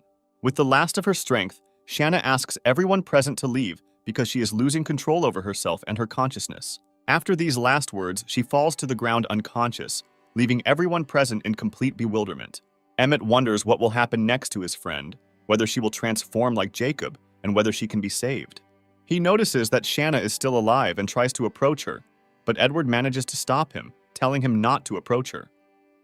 The girl gets to her feet with a calm face, and an ominous energy begins to be felt from her body.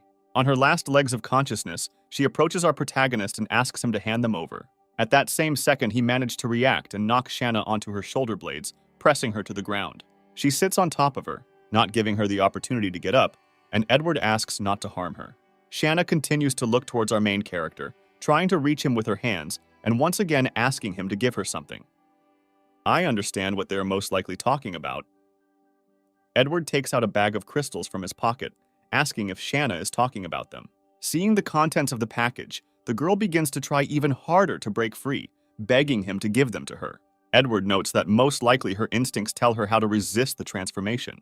Shauna grabs her head screaming in pain and is told that her head is going to explode. Realizing that there is no time to hesitate, the main character says that she can still be saved and asks Michael and Emmett to leave the room.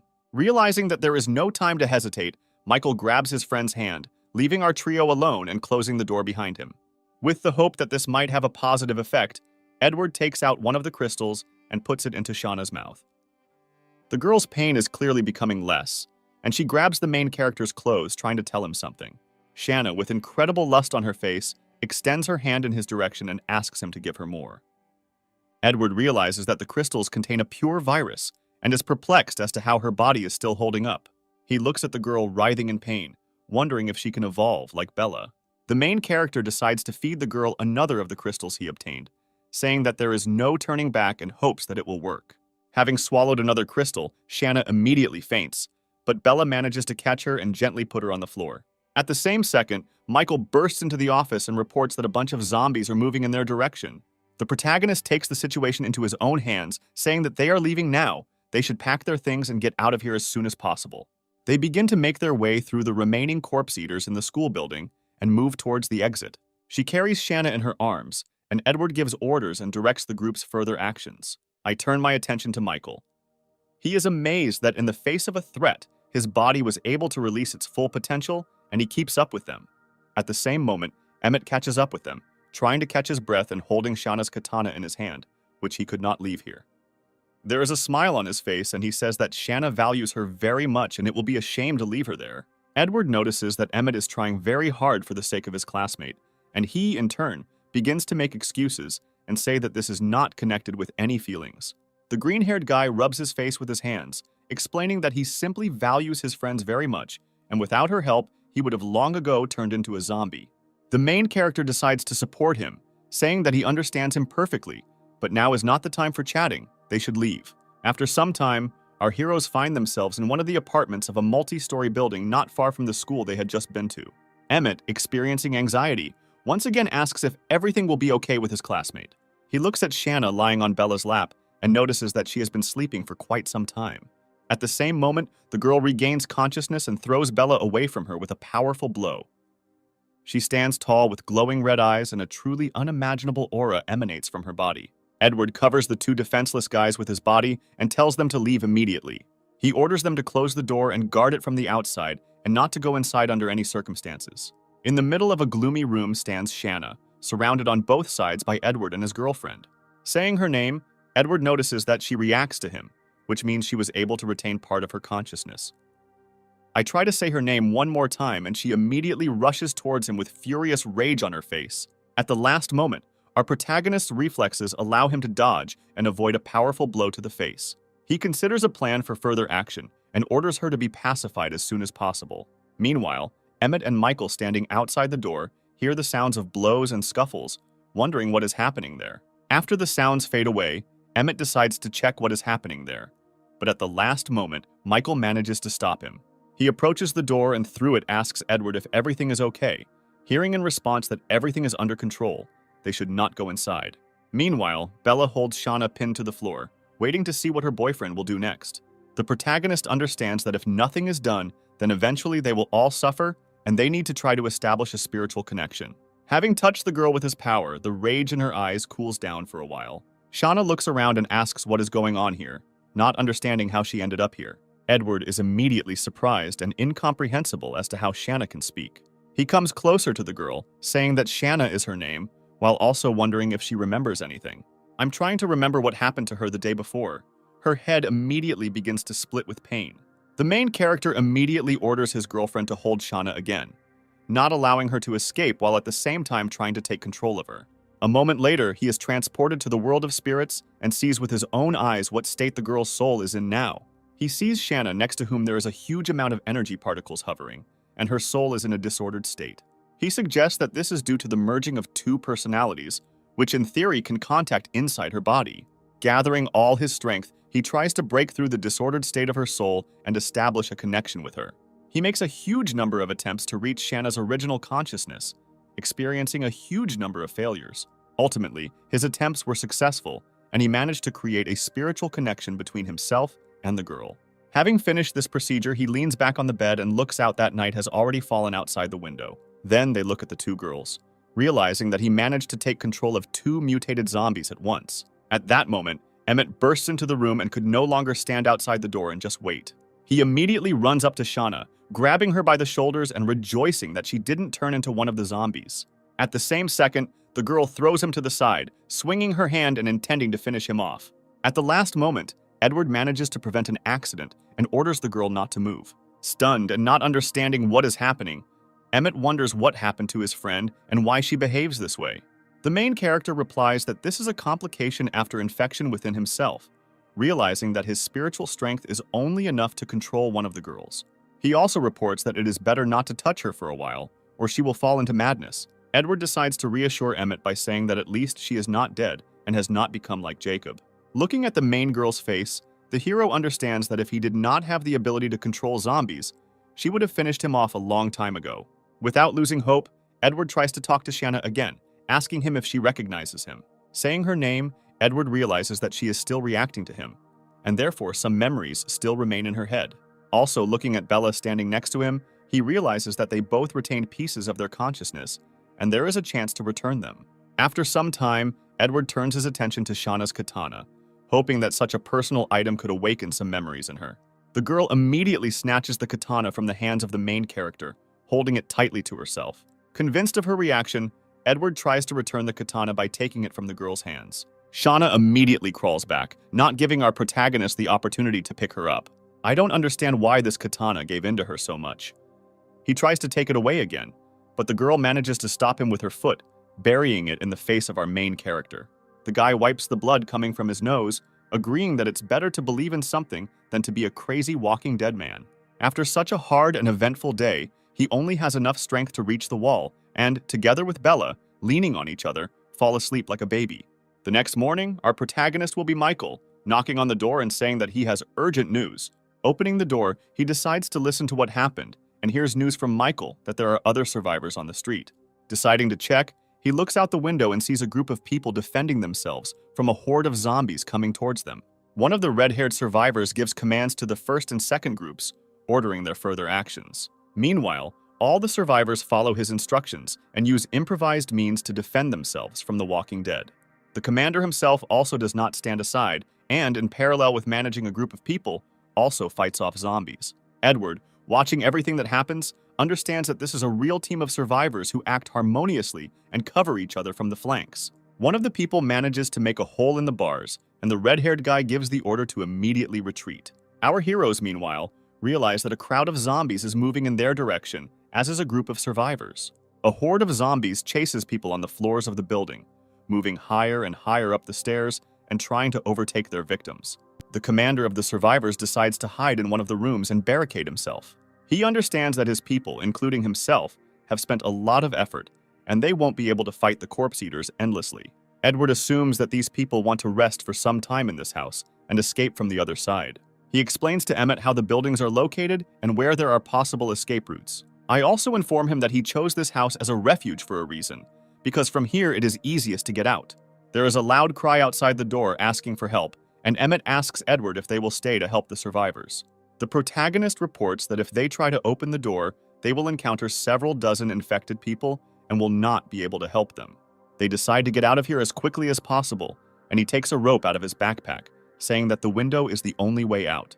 Before this, he orders Shauna and Bella to go forward and clear the way for them. At that very second, they rush out the window, and Emmett, stunned, manages to finally say that they are on the 4th floor.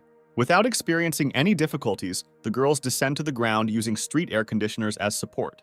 Once on the ground, they both begin to deal with the zombies with unshakable confidence. Ordinary walking dead do not pose any threat or resistance to them, and they instantly deal with them. Meanwhile, Edward begins to slowly climb down, using a rope that turns out to be slightly shorter than necessary. He tells Emmett that whether or not to jump is their decision, and he will only wait for them for 2 minutes. Meanwhile, the door of the room in which they had been all this time is destroyed, and the infected begin to break into it. Michael, who has already begun to descend the rope, hurries Emmett, who clearly does not want to become lunch for them. Using all the accumulated adrenaline in his blood, the green-haired guy finally makes up his mind and jumps out of the window. Having successfully landed on our land, the protagonist orders everyone to immediately get up and get out of here because they don't have much time. Meanwhile, from the window of the very room from which they had just escaped, the corpses of the infected begin to fall. Edward manages to notice the rage in Shauna's eyes and realizes that she is once again getting out of control. He understands that now is not the right time for this and decides to strengthen control over the girl by bringing her to her senses. After which our heroes immediately begin to run away in the opposite direction from the crowd of infected. Moving towards the exit, Emmett manages to notice and points to those very survivors who are fighting the crowd of zombies. Edward sees the same group of survivors moving forward quite quickly. Our main character decides not to get involved in other conflicts and take a detour without participating in the fight. I'm trying to make my way through the alley and they come across another crowd of the Walking Dead. Without thinking twice, you realize that they need to break forward. He and the 2 girls begin to fight. Meanwhile, a group of survivors led by a red-haired captain finishes dealing with the remnants of the zombies. One of the survivors tells the captain that he saw someone fighting nearby. At this moment, our heroes continue to fight off countless corpse eaters. The captain of the group of survivors notices that our heroes are fighting quite well and decides to help them. Emmett notices survivors moving towards them, and Edward orders him not to be distracted. Through joint efforts, people quickly fight back against all those infected in the area. The red-haired guy notices that Edward is very strong and killed so many zombies without even being out of breath. He apologizes because he thinks that our heroes lived in this house, and they, along with their group, caused them so many problems. After which the captain invites Edward and his friends to proceed to their camp, which is located nearby. The main character understands that since Bella and Shauna became zombies, Emmett and Michael are a burden to him. Weighing the pros and cons, he realizes that the best decision would be to leave these 2 in the camp and continue on his way without them. The red-haired captain continues to insist that they go to their camp and meet their boss. Edward agrees, but before leaving, he takes a beret from his pocket and places it on Shanna's head. He explains this by saying that although she is now in a stable condition, it is better to disguise her. After some time, they reach the survivors' camp, on the ground floor of which there is a stronghold. The captain explains that they go on forays and shifts and there are people in the camp who work and monitor the situation. Our heroes begin to move to the 2nd floor, explaining that if something happens, they will be able to remove the stairs and the zombies will not get them. Having gone upstairs, they see in front of them a stately girl in a suit and glasses who is making some notes regarding the return of the 2nd group. When Edward asks who this girl is, the red-haired guy replies that she records all the losses and gains associated with their teams. The girl continues to take notes, listing various essentials, food supplies, and additional supplies. The protagonist likes the atmosphere in this camp, and he admits that it is very good, like the person who was able to build it so quickly. Moving further and further along the floors of the building, they reach the office, the boss, who runs the camp. Entering the office, they see a man in a hood licking Chupa Chups who greets Captain Peter. Also, the person sitting in the chair reports that it took Peter 3 days to gather supplies, and she thought that he had already hung up his skates. The red-haired captain tries to make excuses, asking not to be angry with him and wanting to introduce his new acquaintances. The person in the chair turns out to be Anna, who is the manager of their camp. Anna and Peter begin to talk to each other about why the captain brought strangers to their camp. Decide to look at everyone Peter brought. A little girl in a green hood notices our main character and points her finger at him. Peter is surprised and asks Edward how Anna knows him, to which Edward replies that he has never seen her. Anna also notices Shanna standing nearby, who is her sister. Edward turns out to be very confused and hopes that the girl will remain calm and not get out of his control. After turning into a zombie, Jana still cannot speak, which in turn causes great aggression on Anna's part. Even though the girls are not on the warmest terms, Anna is slightly upset that her sister is not entirely happy to see her. The protagonist notices that the girl looks angry, but at the same time sad, and perhaps she is upset by Shanna's indifference. After her thoughts, Anna points in the direction of Bella and her boyfriend, asking who they are and why they came here. The girl looks at Edward very closely, wondering if they have met before. Our main character recalls his school days, suggesting that he was very ordinary and did not stand out much from the crowd. A moment later, continuing to examine Edward, Anna notices a dagger sticking out from behind his back.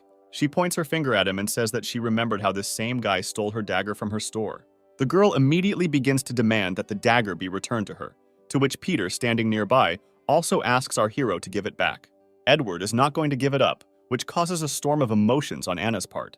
The main character explains that humanity has become the end, and anyone could enter the store and take it, especially since he risked his life and killed a bunch of mutated zombies to take it. The girl says that she doesn't care and this is her first dagger, and let him immediately return it to her, to which in turn she receives another refusal. At that same second, a tall, white-haired and menacing man appears behind Peter and asks who Anna is quarreling with again. Edward notices that even though Anna looks angry on the outside, she is actually very kind and even personally went in search of Shanna. This white-haired man turns out to be the captain of the camp, who is very happy to see Edward, saying that he saw him kill mutated zombies. He is very happy about the coincidence that there was a guy in his camp, and even with Anna's sister, and also accompanied by another beauty. The man extends his hand with a smile, saying that he is always glad to see new survivors and asking them to call him Charlie. Edward shakes his hand, introducing himself to who he is and how he ended up in their camp. In his head, he wonders who Shanna is to him, now that he has her under control, who they are to each other. Edward says that Bella is his girlfriend, and Shanna are just friends, and the two guys behind him are her classmates. Anna immediately intervenes in their conversation, once again in hysterics, asking for her dagger to be returned to her. The protagonist explains that he is not going to give it up because he risked his life, and Charlie is trying to resolve the growing conflict. The camp captain orders Anna to calm down, saying that she should be happy to meet her sister, and they all need to talk in a calm atmosphere. They all sit down at the table in order to discuss further actions and not take the conversation into an aggressive direction. Edward begins to imitate the actor, saying that they were just living peacefully in their shelter, but because of Peter's command, they had to leave it. Meanwhile, Emmett, standing behind him, tries to argue that everything was different, but Michael manages to stop him. Charlie apologizes, saying that they will definitely do whatever Edward asks them to do. He explains that there are a lot of people in their camp with supplies. He does not need material compensation, but only this dagger. Charlie immediately joyfully says that he should keep it, which causes a stormy stream of aggression from Anna. In his head, the camp captain understands that giving a dagger to a person capable of single-handedly killing a mutated zombie is worth much more. After a few seconds, Anna decides to take the dagger from the main character on her own and tries to hit Edward, but gets hit in the hand. The protagonist looks at the girl menacingly, warning that he will not stand on ceremony with her despite his relationship with Shanna, and this is the last warning. Anna tells him not to stress over such a trifle, after which she decides that she needs to clear her head and goes for a walk. Charlie once again apologizes that it was their fault that they lost shelter and supplies and invites them to join their camp. Edward thanks for the offer, saying that he and the girls have a couple of unfinished matters and they will not be able to join them now. After which he reports that his friends Emmett and Michael will be happy to help and are ready to stay here. Michael immediately agrees to join the camp, realizing that he can no longer tag along with Edward, who is completely indifferent to him. Charlie is very happy with this pressure. They say that now he is one of us, and he will treat him like a member of the family. Emmett is clearly saddened by this outcome of events, but deep down he understands that he is a burden to Edward. But still, he also decides to agree to the captain's proposal, which brings a wide smile to his face. After resolving the issue with his classmates, Edward says that they will not be able to stay in the camp even for one night because they have urgent matters. Charlie agrees not to force them to stay and expresses his hope that they will meet again. Edward takes Bella with him, and Shanna tries to leave the camp as quickly as possible and also says his final goodbyes. Moving along the exit, Emmett manages to catch up with him, shouting after him that he wants to say something. Edward turns around and asks what exactly he wanted in response to receiving a request from Emmett to take care of Shanna. He looks at the girl saying that even though she is now a zombie, she is unlikely to harm him, and he really hopes that Edward can bring her back to life. The main character puts his hand on the worried guy's shoulder, saying that he will definitely return his girlfriend to her previous state. Finally, Emmett enthusiastically promises to one day become stronger and surpass Edward. The main character agrees with this and then says goodbye, and in his head he thinks that it is better to live with hope in his heart than to be realistic and understand that they will not meet again. Anna watches them leave from the window, grinning and saying that she will return her dagger another time. Charlie tries to dissuade her from rash actions, but the girl forbids him to mind his own business. Meanwhile, our heroes set out on the city streets where a huge number of zombies are roaming. Bella, using her superhuman powers, literally tears apart infected people with her bare hands. Standing around the corner, Edward and Shanna understand that his girlfriend can handle such a small thing alone, since Shanna is very unstable. The protagonist is very afraid that he will once again lose control and the girl will fly into a rage. While he was in thought, he managed to gracefully and very elegantly kill all the zombies in the area. After some time, our heroes rise to one of the upper floors of a multi-story building. Edward looks at Bella's sweet face, realizing that she can hardly contain herself anymore. He locks the door, saying that they haven't eaten for several days, and it's time for them to feast on it. After making sure that they are safe, he begins to take zombie crystals out of his pocket, and someone's eyes sparkle behind him. It turns out that it rushes at Edward, knocking him to the floor and trying to take away all the crystals. He tries to calm the girls down by saying that they have killed enough zombies with food. Enough for everyone. Opening the package, he sees in front of him a large forked crystal, which slowly begins to absorb each other. Taking it in his hands, he suggests that stronger crystals can absorb weaker ones and then increase in size. The main character is overcome by severe pain and notices Shanna standing nearby with glowing red eyes. Shanna goes into a rage trying to break free of control in order to get the crystal. Since the crystals did not have time to merge into one, he manages to tear them in half, realizing that he has no choice left. He puts one half into Shanna's mouth, who immediately swallows it without the slightest hesitation. The girl is in severe pain and immediately begins to writhe and grabs her neck. Edward runs up to the girl, wondering if everything is okay with her and trying to find out what state she is in now. A blush is clearly visible on Shanna's face, and her eyes stop emitting hatred and aggression. After just a few seconds, the spiritual connection between Edward and Shanna begins to radiate into his body with strong streams of energy. The protagonist understands that it is necessary to calm her down as soon as possible and that she cannot be allowed to free herself from control. Grabbing Shanna's hand, he realizes that her skin is absolutely cold and has a red tint. After the waves stop attacking Edward's spiritual connection, Shanna loses consciousness and falls into his arms. He, the main character, is very glad that everything worked out, and the girl could not break out of control, after which he takes her in his arms and lays her on the nearby sofa. Looking at the sleeping Shanna, he suggests how she will be able to evolve and what will happen to her in the future. Leaving Shanna to rest, Edward gives the other half of the crystal to Bella, hoping that his spiritual connection will strengthen after their evolution. Watching Bella swallow the crystal, he hopes that he will be strong enough to withstand another stream of energy waves since the crystals are much stronger than the previous ones.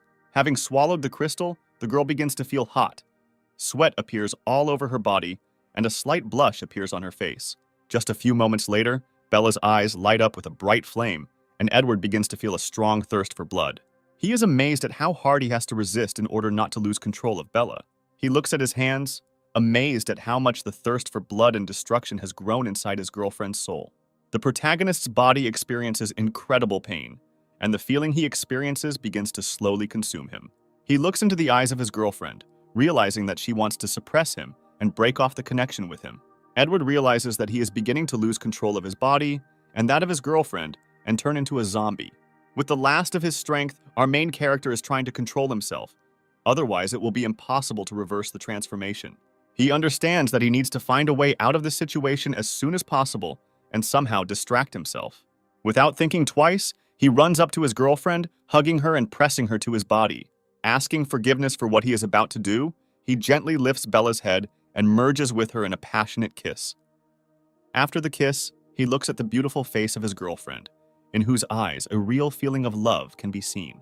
Without trying to restrain himself and losing control, Edward throws Bella to the floor and continues his passionate kisses. After some time, both lovers lie on the floor looking at each other, trying to catch their breath. Looking at his girlfriend, he says that it doesn't matter how other people treat her and what they think about her, because she will forever remain the only one in his heart. At that very second, he is struck by the idea that the virus, when infected, spreads through the blood, and perhaps saliva can also turn people into zombies.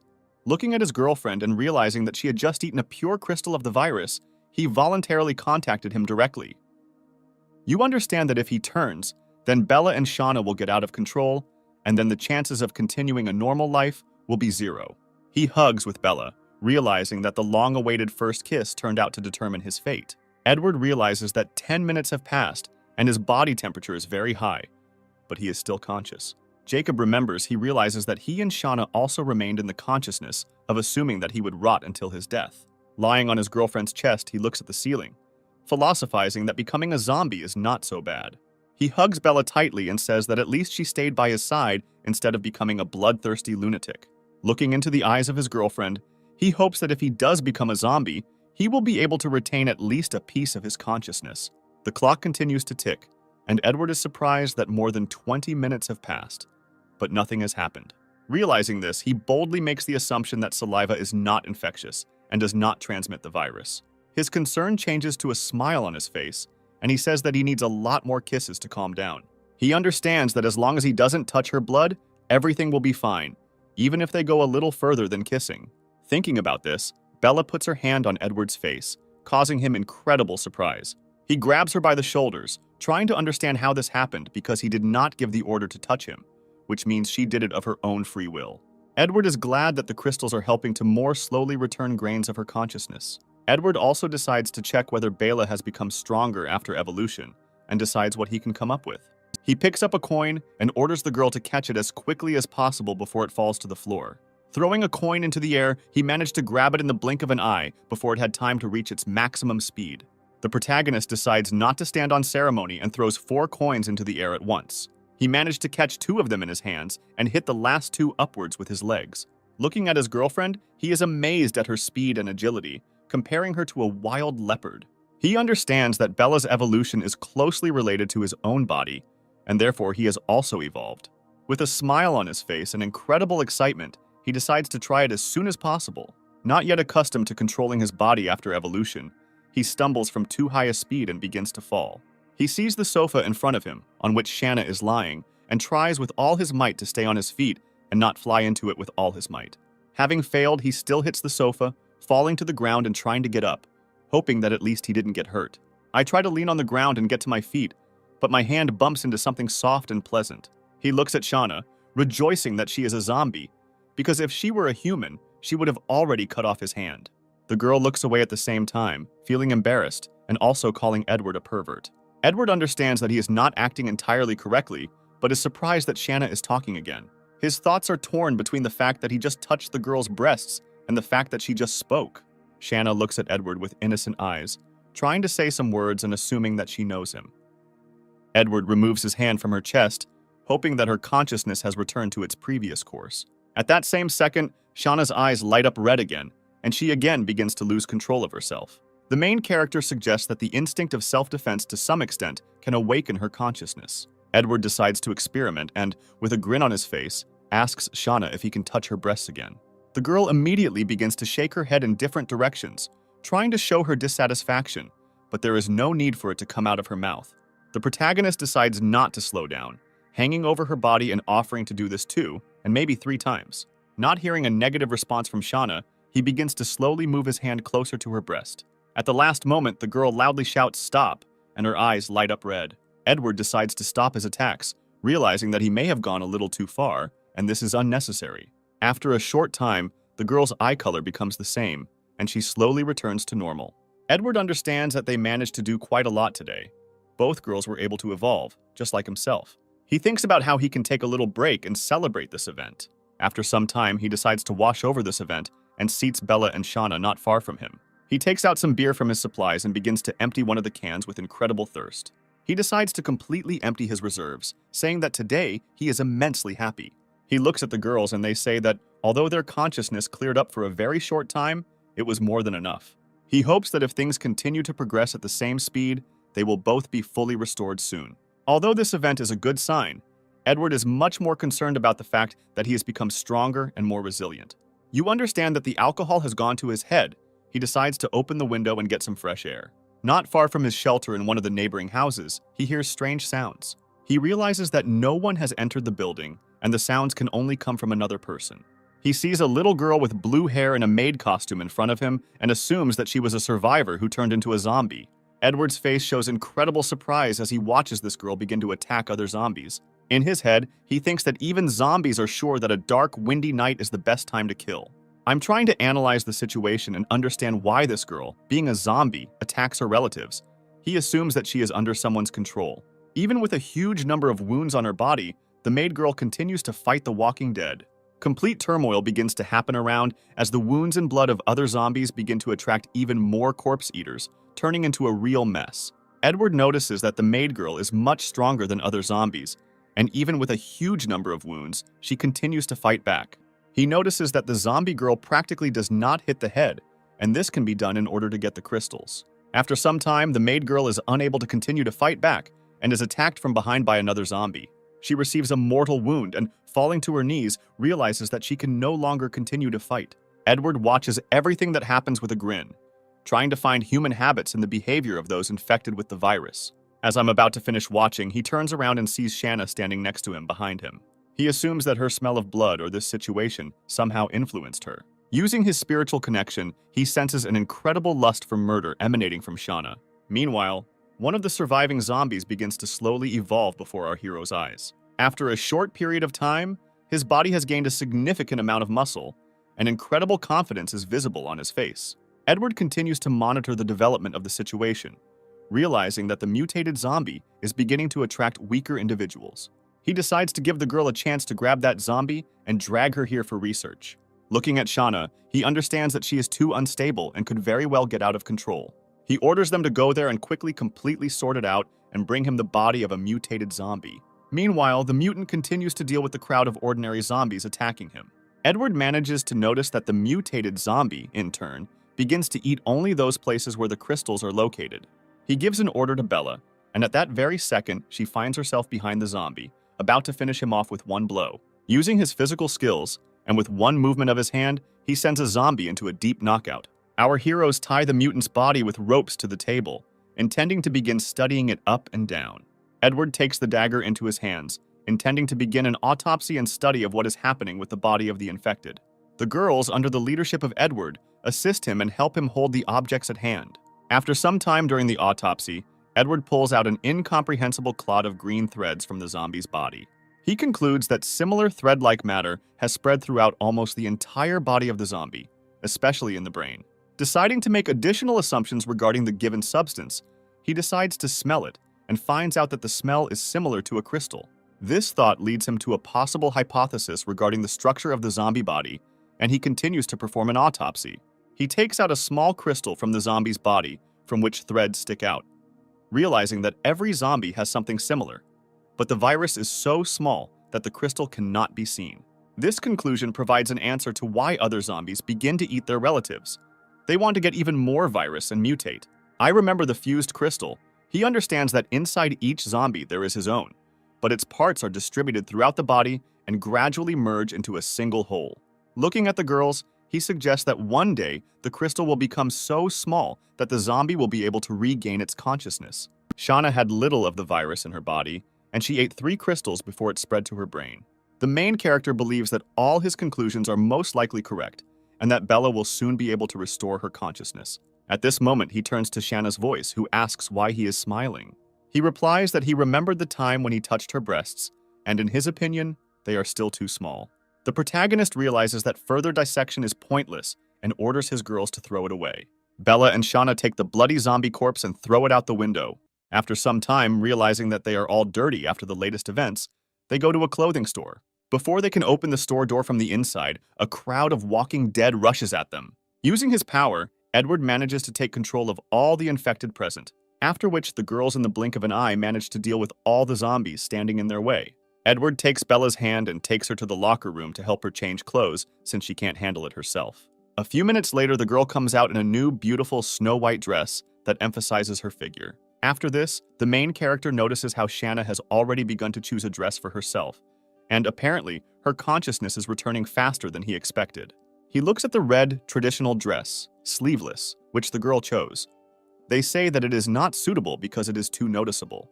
Imagining her in this dress, he thinks that it is not so important if she wears it when they are alone. Edward rummages through the store shelves trying to find a more suitable outfit for the girl and hands her one of the options. He also remembers that, apparently, Shanna will not be able to change clothes herself and goes to help. After some time, the girl finds herself dressed in a beautiful black dress, and artificial cat ears can be seen on her head. Edward smiles maliciously, admitting to himself that he has excellent taste. Just as I'm about to leave for the store, he stops abruptly and notices a group of people outside. These people turn out to be Michael, Peter, and Anna, who are closely looking at the corpse of a zombie. Looking at the captain's bloody axe, he understands that they risked themselves a lot to come here. But for what? She continues to examine the infected, trying to find traces of their murder. The girl asks Michael if Edward is really as strong as he described, receiving in response that this is the pure truth. She says that she will understand whether Michael is an enemy or not when they find the main character. Peter says that they could already leave here, to which Anna objects that she must deal with him today. The captain is cautious, suggesting that even if they find him, he is too strong for them. The girl begins to scream and orders not to whine because Edward was not able to kill them all alone. She suggests that all of Edward's strength lies in Shanna, who will leave him as soon as he sees her. Anna declares that it doesn't matter how they have to catch him today and rushes forward. I watch everything that happens from a safe place. Edward does not understand how a simple dagger could agitate the girl so much. He smirks, saying that she has set herself the impossible task of finding him in such a big city. He gives the order to use deft movements of his body to climb onto the roof of the building to inspect the area. He sees the trio of survivors heading straight towards him at very fast speed. Edward assumes that Anna knows his approximate location, but does not know where he is exactly. I'm trying to run away and somewhere to hide. He stumbles upon a computer club. Going inside, he meets a number of infected people and decides to make his way further to the upper floors. Meanwhile, Anna, accompanied by two guys, is already very close to his hideout. At the same second, another infected person bursts into the room in which Edward is conducting surveillance. He immediately decides to take it under his personal control, deciding to teach the persistent girl a lesson as soon as possible. He sends a zombie under control to attack Anna, but she manages to dodge at the last moment. The girl is perplexed, trying to understand how the infected man set up an ambush and managed to use a weapon. Hoping to finish off the attacker with one blow, she grabs her dagger, but while trying to strike, she misses. This causes even more shock to everyone present, since ordinary zombies are not capable of moving in this way. After which the puppet tries to make another attack, which Anna manages to block, but realizes that the zombie is very strong. Peter takes out his axe and immediately rushes to help the girl, while Michael, meanwhile, squats and shakes with fear. While Anna and Peter are busy fighting with the puppet, another zombie's hand manages to cover Michael's mouth and grab him. Trying to combine my attacks, the girl manages to cut off 4 fingers of the infected man and knock the weapon out of his hands, giving the captain the opportunity to attack. At the last moment, Edward's puppet manages to dodge to the side and survive, after which the zombie retreats and goes into an alley, leaving Peter and Anna even more bewildered. He tries to lure them with him, which causes aggression and rage in the girl, after which they both remember that they left Michael alone, but turn around and notice that he is missing. Peter suggests that he could run away, but Anna says that most likely he could go over to Edward. These conclusions tell her that our protagonist is most likely located somewhere nearby. She remembers once again that that zombie behaved too strangely, and they don't know how many there are in total. She tells Peter that first they need to deal with the very zombie that attacked them. The guy says that she should forget about it and need to go to the camp because apparently the zombies that attacked them were intelligent, and they are not ready for this. Anna says to get out of the way if he doesn't want to go with her. She will be alone, and let him wait for her here. Peter bends down to tie his shoelaces, and at that moment the silhouette of another zombie appears behind him. Observing everything that is happening, Edward, who continues to control the situation, understands that he has successfully separated all the survivors, and now Anna is left alone. He understands that she will very soon be near her location, and is preparing to teach her a lesson. The girl hears a noise in one of the rooms and decides to go in and check where the sounds are coming from. She gets upset that it was just the wind that knocked over the cup and leaves. A moment later, a door slams behind her, which worries her very much because ordinary zombies do not know how to close them. At this second, the same infected with whom she fought a few minutes ago jumps out from an ambush at her. He manages to attack the girl and knock her to the ground, and she prepares to finish him off with her dagger. Another zombie manages to grab her hand, leaving the defenseless girl in a hopeless situation. In her thoughts, Anna is already preparing for death, realizing that she will be eaten alive. The girl is surprised, not understanding what is happening, as one of the zombies puts her on her stomach on his knee, and the second one standing behind her begins to spank her buttocks with all his might. But she continues to not understand what is happening and frantically begins to beg for mercy. Meanwhile, the second zombie who holds her on his knee tries to kiss her. The girl begins to sob and cry, praying that she does not want to be raped. After some time, Anna loses consciousness, and Edward decides to stop bullying her. He takes her to a safe place and tries to revive her when you talk to her. Having come to her senses, Anna immediately begins to scream at the top of her voice, asking to be left alone. She notices Edward standing in front of her and asks how he ended up here and where the zombies who beat her went. She also asks if he saw anyone else from her squad and why he saved her. Edward replies that the girl screamed like crazy and he no longer had a choice, which makes her angry. When Edward asks that she doesn't even want to thank him, Anna says that as a sign of gratitude, he can keep the dagger. Edward asks that for her life is worth exactly the same as a piece of metal. Anna says that she has nothing more to offer in return and tries to find her own blade in her bosom. Edward takes it out of his pocket and points out that it is not up to her to decide how to dispose of his things. She starts jumping in front of Edward's face just to give her back her property. The girl also tries to appeal to her sister, asking how she allows him to treat her like this. Edward immediately stands up for Shauna, telling her not to touch her and watch her mouth because she has no right to accuse her. And she orders him not to shout at him because he has no right to do so, even taking into account that he saved her. At that very second, Edward decides to calm the hysterical girl by slapping her in the face. The main character orders her to watch her language, because if she were not Shanna's sister, he would have long ago left her to be torn to pieces by the infected. When the girl asks who gave him the right to beat her, Edward replies that the right of force gives him the opportunity to do what he wants. He explains that in their world, the stronger you are, the more power you have, and it depends on his desire whether to recognize Anna as his friend or not. He holds her face looking straight into her eyes and says that he is not a villain, but if someone is trying so hard to get to the bottom of him, he will not tolerate it. Anna says he shouldn't do things like that to her, and Edward grins and says he's not interested in punts. After this, he decides to ask the girl how she was able to find him. Edward also insists that she not try to lie about the bugs and other things, because he managed to check everything, and if she continues to hide something, he will leave her to be eaten by zombies. Anna says that he won't believe her anyway, but still decides to say that she has superpowers. Edward is surprised by the information he heard about Anna having superpowers. He comes to terms with his assumptions that he is not the only one with powers in this world. Looking at this small and defenseless girl, Edward could not even imagine that she had superpowers. The main character immediately decides to find out exactly what power Anna has, surprising her with his confidence that she has not gone crazy. He demands an answer from the girl, and Anna explains that she can connect people with herself. She is able to put a mark on any surface, and with this mark, she will establish a connection, which is how she found him. Edward understands that time in the camp, she hit him not just like that, but in order to put a mark. The girl manages to correct him, saying that her mark does not last too long and she took assistance with her. She makes a pitiful face. They say that no matter how much she uses it, she does not improve.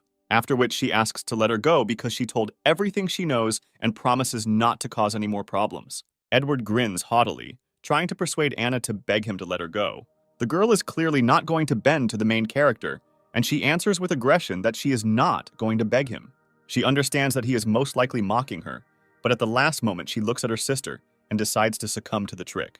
Anna decides to make a cute face and says, "Forgive me, brother, for this behavior." Edward puts his hand on her shoulder and also asks for forgiveness for his behavior, saying that this is the last warning. He also adds that next time he will not be so gentle and kind and hopes that this will not happen again. As he leaves, he turns around and tells Anna to remember this moment and not to piss him off anymore, because there will be no second chance. Anna watches Edward leave in the company of girls and thinks that she can't just let him go. At the last moment, she manages to call out to her sister Shanna, asking her to stay for a few moments. She hands her something very small green. They say it is a gift from her grandfather. The main character notices this and tries to find out what she is doing, The girl hurries to leave as soon as possible and say goodbye. Edward approaches Shauna and notices that Anna has hung a small, excellent quality jade pendant around her neck. He grins, realizing that she came not only for her dagger, but was also apparently embarrassed by her true intentions, wanting to give a gift. His thoughts are interrupted by Shanna, who tugs on his jacket sleeve and asks why he wanted to kill Anna, since through their spiritual connection, she was able to sense his desire and intention. Looking at Shauna, he thinks that he really wanted to kill Anna. But at the last moment, he realized that this was probably her only living relative, and therefore did not do it. With his characteristic calm manner of speech, he explains that because they are sisters, he would not be able to do this. Shanna replies that she doesn't understand if he kills her, and she will be very sad, because it seems so to her. Edward tries to calm her down by saying that in the end they're relatives, and they have no one else in this world. He also clarifies that she should have remembered her sister. Otherwise, she would not have let her get so close to her, not to mention letting her hang a pendant around her neck. Ashana holds her head, saying that she really recognized her, and that besides this, a huge number of memories are spinning in her head. Edward takes her hands, telling her not to worry about it, because soon she will remember everything and be able to become her former self.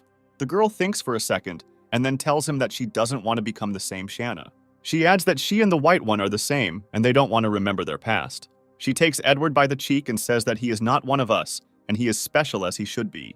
The main character smiles, saying that only he can pinch someone's cheeks, and next time she should show her affection differently. After which he grabs the girl by the waist, pulling her towards him, and gently merges with her in a kiss. They stand absolutely still for some time, enjoying the closeness and romance of this moment. After the kiss ends, Shanna tries to describe her thoughts, saying that she finds it a little strange and finds it difficult to describe her feelings. The main character replies that he was just showing her how to do it, and next time she can take the initiative. Shanna begins to get closer to Edward again, offering to do it one more time and commit it to memory. All this is observed from the side by Bella, who watches with a straight face as Edward directs Shanna to move her tongue. A few moments later, their kiss ends, and the girl's face shows slight embarrassment. Immediately after this, Bella runs up to Edward, hugs him around the neck, and also tenderly merges with him in a kiss. At the same moment, our protagonist's heart begins to beat with incredible speed and purity. Edward grabs his chest with his hand, experiencing severe pain, realizing that this feeling is similar to when he first kissed Bella. Looking at the way Shanna wipes her lips, he assumes that her saliva has exactly the same effect. All this time he assumed that the saliva of zombie girls was poisonous, but on the contrary, it was useful and acted as a stimulant. He hugs Bella and Shanna and smilingly says that his zombie girls are a real treasure. After this, he remembers that he left Peter tied up in one of the rooms, and after he comes to his senses, he can easily get out. Well, he's not going to just let Michael go because his assumption that he will keep a low profile has collapsed, and besides, he knows too much. He breaks the spiritual connection with the zombie who is guarding Michael, realizing that his days will be numbered. Edward understands that today he killed a person for the first time, although not with his own hands, because if he doesn't do this, Michael will cause too many problems. The main character looks at the girls and ponders his further path to the campus, where they will go tomorrow. Our heroes have spent too much time and effort and decide to find a place to rest and spend the night.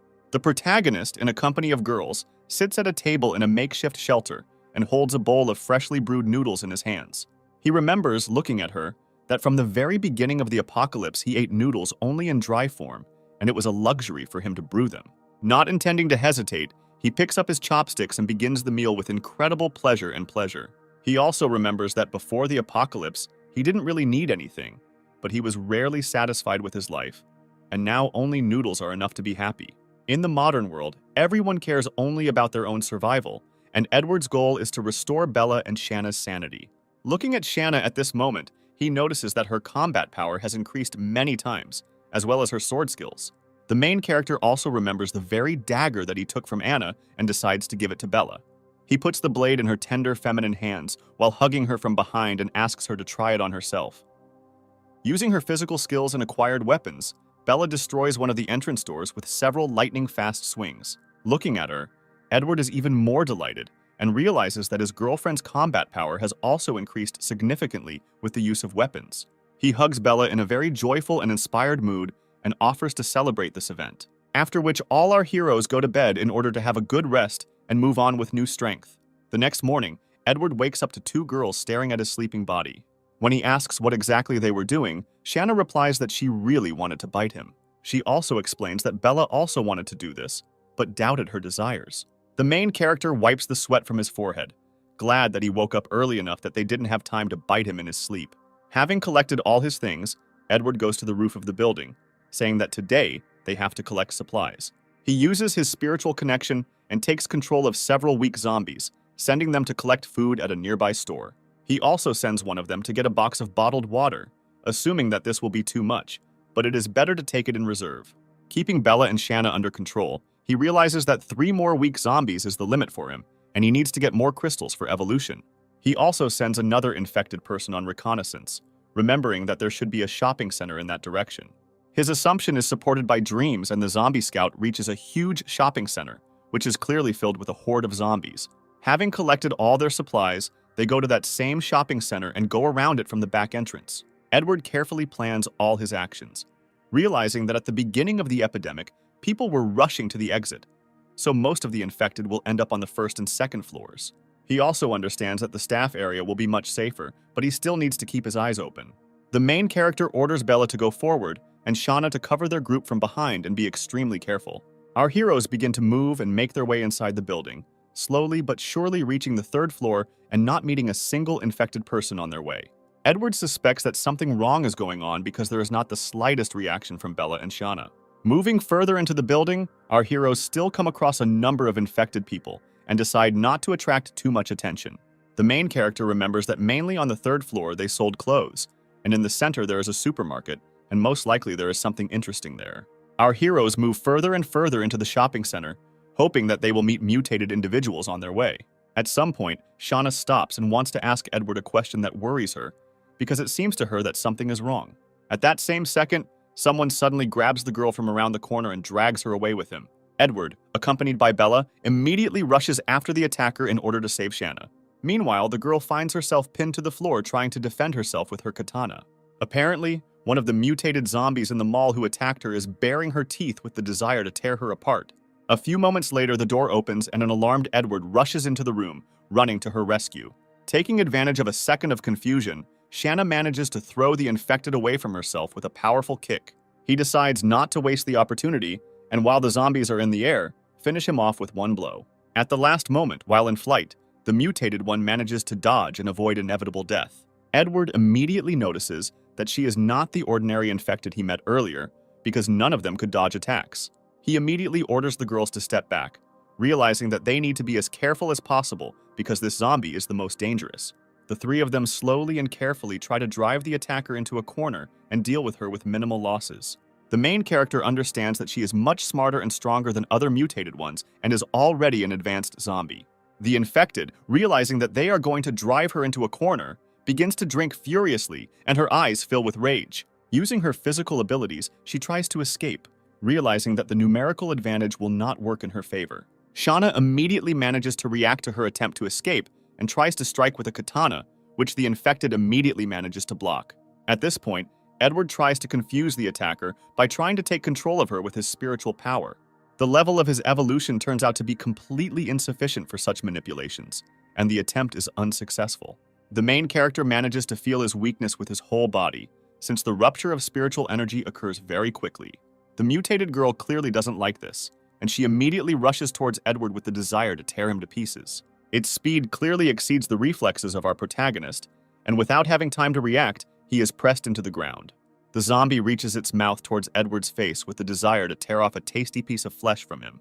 Trying with all my might to defend myself from the attack, the main character manages to grab the attacker by the throat, after which, with a powerful blow of his right hand, he hits her in the face, causing the mutated woman to lose several teeth. At this moment, rage takes over the zombie's mind even more, and she begins to control both of Edward's hands. In outbursts of anger, she squeezes our main character's shoulder with all her might, causing bones to crunch. Screaming in pain, the protagonist immediately orders the girls not to hesitate and to deal with the attacker as soon as possible. Bella and Shanna at that very second find themselves behind the zombies, about to deliver the decisive blow. In an instant, both of the mutated zombies' arms are severed and sent flying. Apparently, the infected woman did not even have time to realize what had happened and simply begins to scream in rage. At the same moment, the freed protagonist manages to throw her off with a kick. Holding his shattered shoulder with his hand, he orders her to be finished off as quickly as possible. Several lightning-fast swings of the blades leave the lifeless body of the mutated one lying on the floor. Our heroes understand that because of the noise that has arisen, a crowd of ordinary infected people is already moving in their direction. After remembering to take the crystal, they decide that now is the time to retreat and recuperate. Having got out of the building, the girls help the wounded Edward get to the nearest shelter as quickly as possible. Having reached a safe place, the main character groans in pain and asks to be more gentle with him. Realizing that Shauna is not good at bandaging wounds, he asks Bella to do this. Edward suggests that his control over her is too weak and Shanna's bandages are too tight and may only cause more bruises. Remembering his last fight, he suggests that that girl was stronger than Bella and Shauna combined. Looking at Shanna, he thinks that if they both become advanced zombies, it will be amazing. His thoughts are interrupted by another crack of his own bones because he has weakened his control over Bella. Edward immediately manages to make a funny grimace and realizes that he cannot be distracted even for a second. Having finished binding our wounds, the heroes decide to think about a plan for their further actions. The protagonist decides that now is the right time to divide the crystal they have mined between the girls. Before dividing the crystal at the last moment, Edward decides to smell it, and it turns out that he thinks it tastes good. Remembering his past experiences, it seemed to him that the crystals smelled bad, and that now, in addition to the opposite, he wanted to eat them. He assumes that the girl's thoughts influenced his consciousness because for an ordinary person, such behavior is very strange. The main character breaks the resulting crystal in half and decides to give each of the girls one half. Shanna decides to give the more concentrated part of the crystal to Bella and puts it in her mouth. After absorbing the crystal, a wave of energy and pleasure begins to cover the girls. After some time, joy and pleasure are replaced by a fit of wild aggression, and their eyes light up bright red. At this moment, the protagonist realizes that they are both beginning to evolve and need to be on their guard. Using my spiritual power, he feels that this crystal is much stronger than those that were before, and that they cannot be allowed to take control. This time, the evolutionary processes took much longer than before, and at least 3 days passed. After this time, Edward calmly exhales, glad that everything happened without unnecessary complications. His joyful rejoicing is interrupted by Shanna, who suddenly says that she remembered something. What he heard evokes surprise and hope on the protagonist's face that the girl's memory has returned.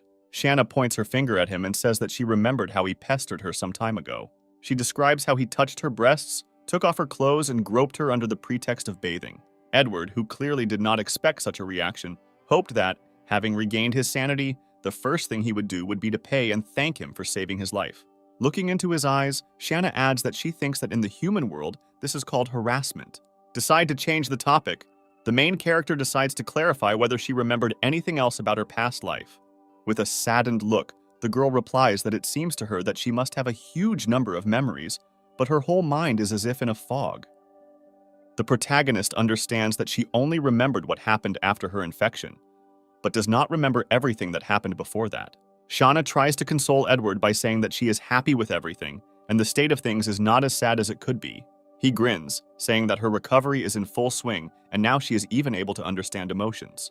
Having collected all their things, our heroes move on because their goal lies in the campus. After some time, our heroes find themselves in a picturesque area decorated with a huge number of neon signs.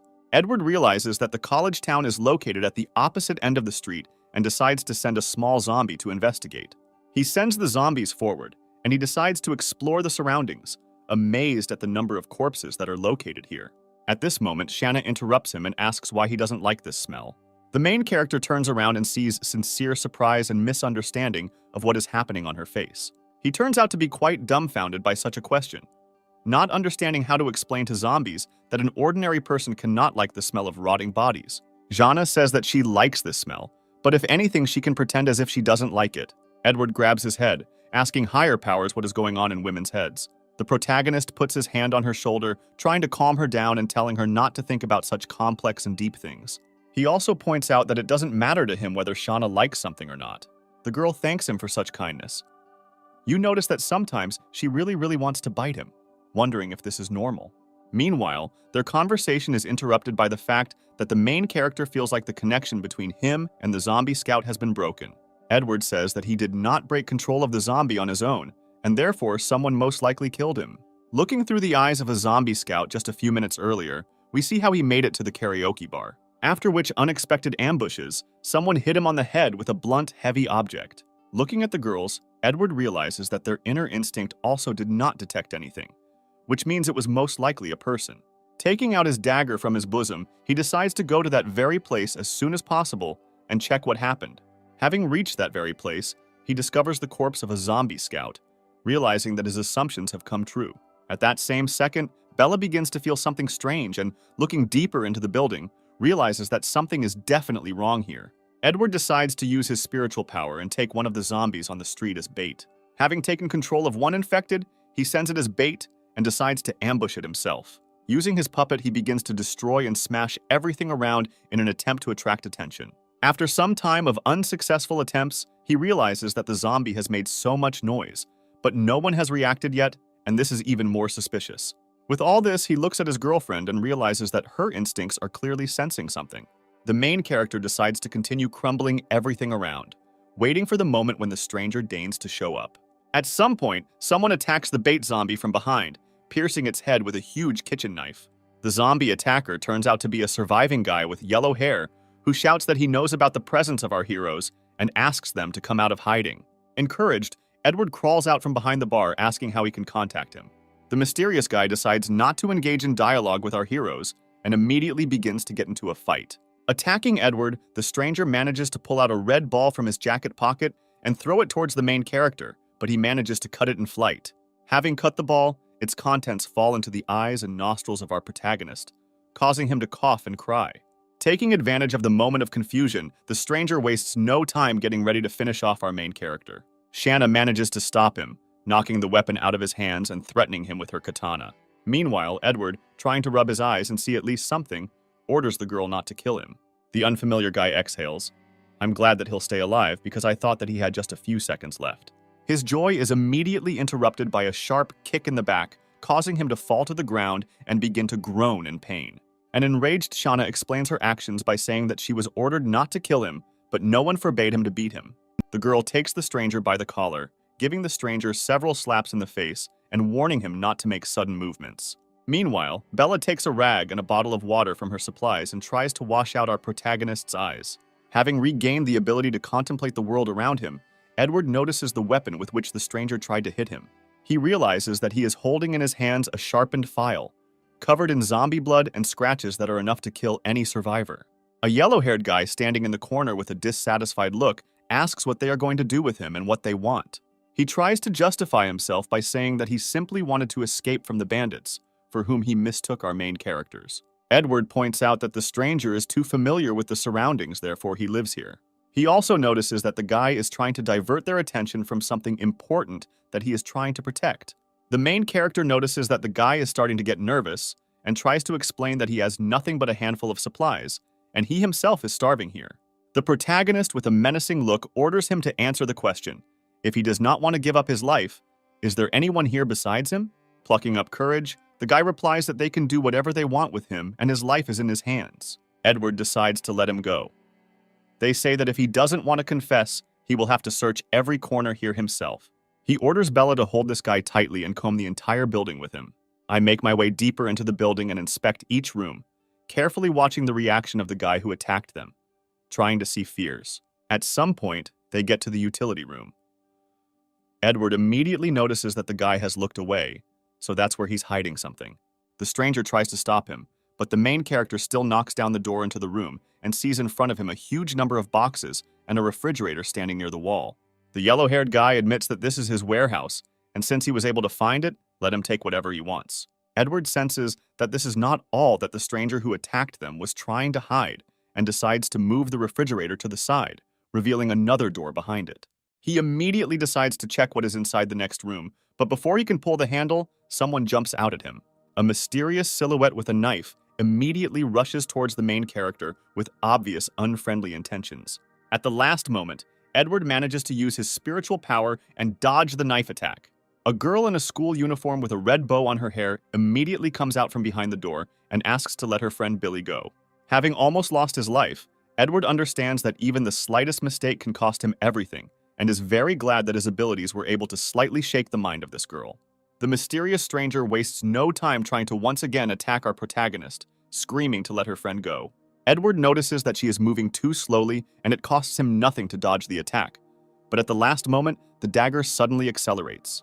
A moment before the strike, he again manages to use his abilities and shake the minds of the attacking girls, which gives him the opportunity to return.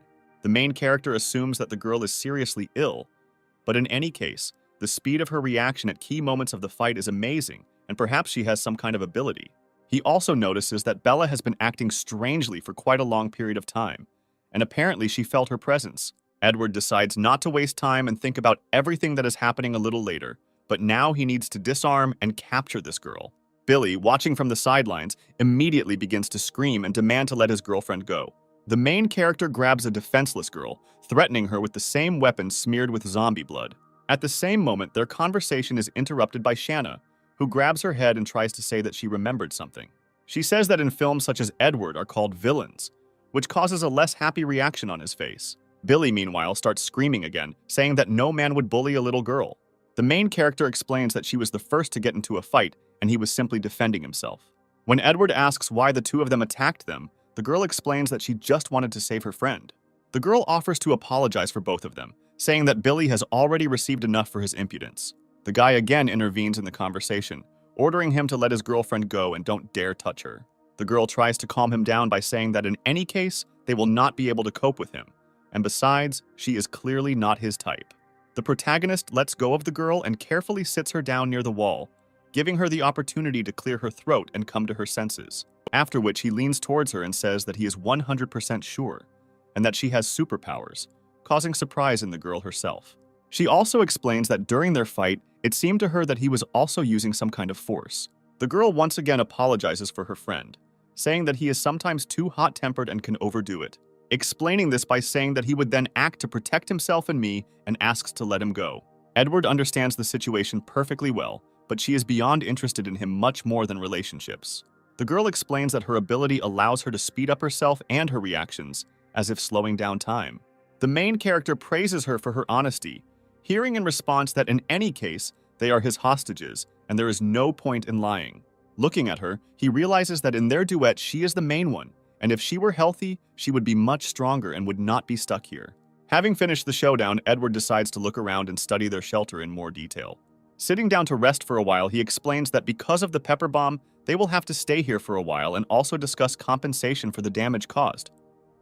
The girl points to them and says that they have already beaten him more than once and that they want more. She also points out one of Edward's companions, saying that she seems very familiar to her and suggests that she studied at the city's university. Looking at Bilo, she explains that she was the main beauty of the university, and he was very lucky to have her. After which the girl decides to introduce herself. They say that her name is Nikki, and she is a first-year student in the English language department, and Billy studied in the physical education department. Nike also asks not to be angry with his friend, saying that he is a very good guy, just a little nervous. Analyzing everything that happens, the protagonist understands that these two had problems because of unfriendly survivors.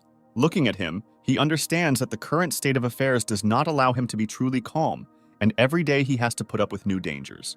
Nikki also decides that the student is how they ended up here in the first place, assuming that, like them, they ran away from the campus. Edward replies that on the contrary, their path lies precisely in the direction of the campus, which causes a real shock among their new acquaintances. Billy starts screaming again, saying that the three of them have gone crazy because he and Nikki barely made it out of there alive.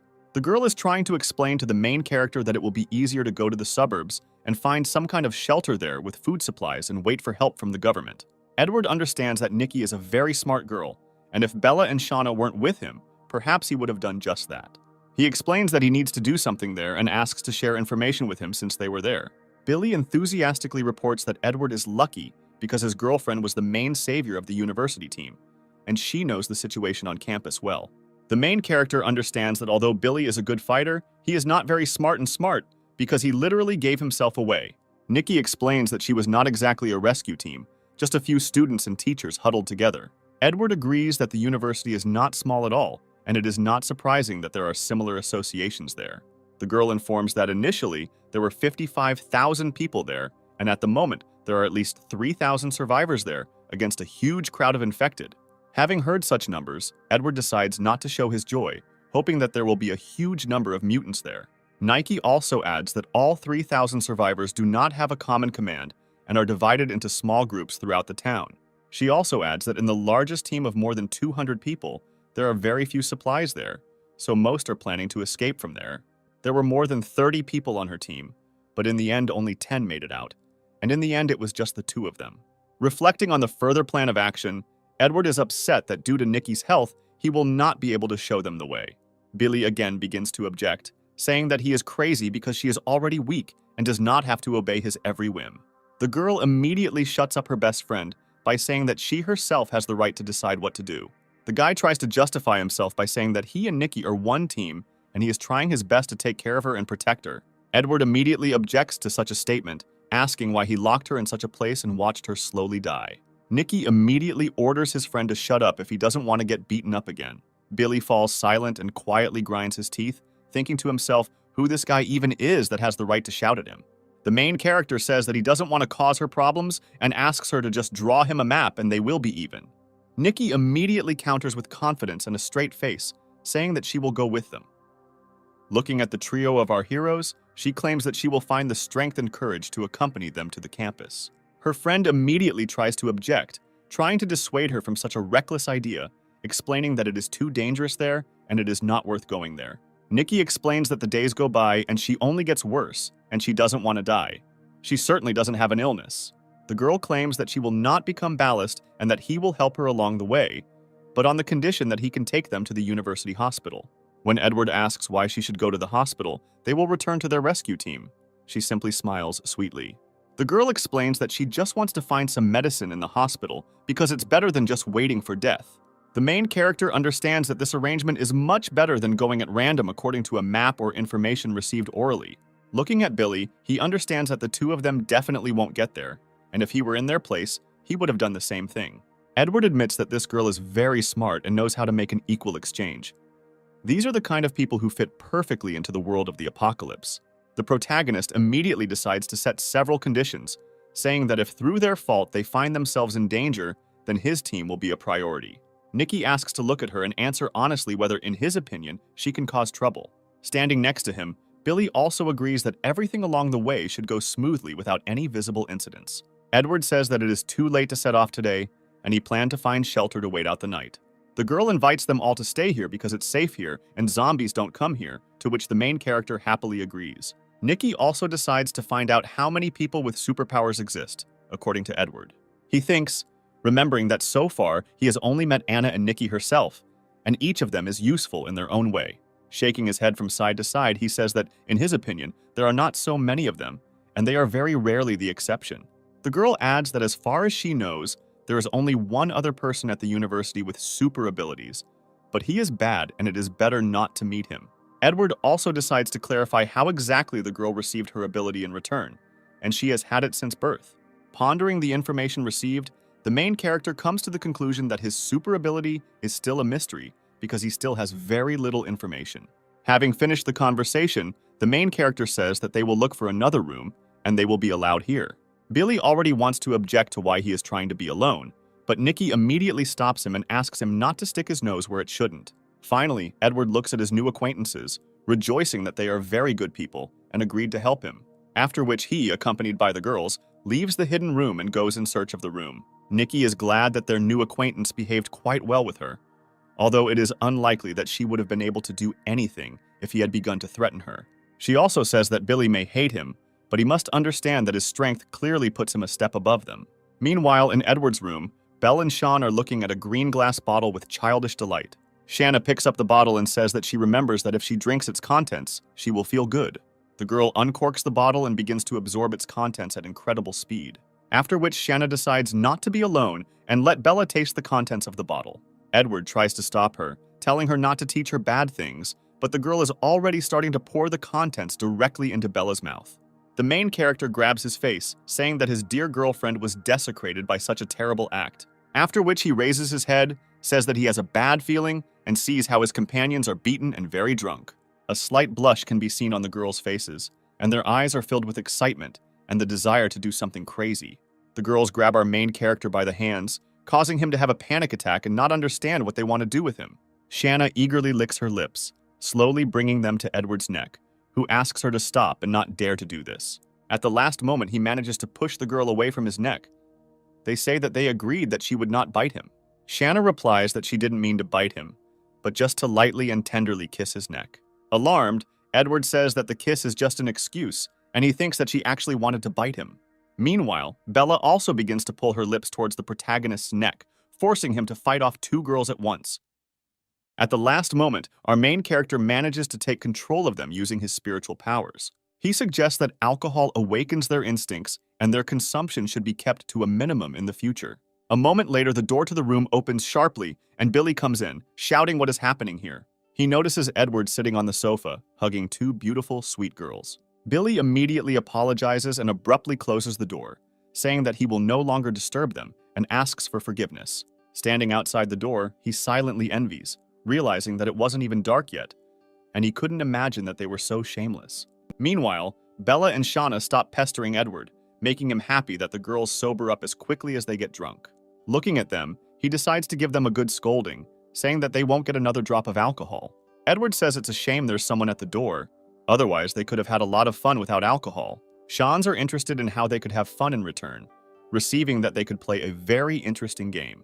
After which Edward puts his hand on the girl's head, gently stroking her and saying that she will learn about this game next time.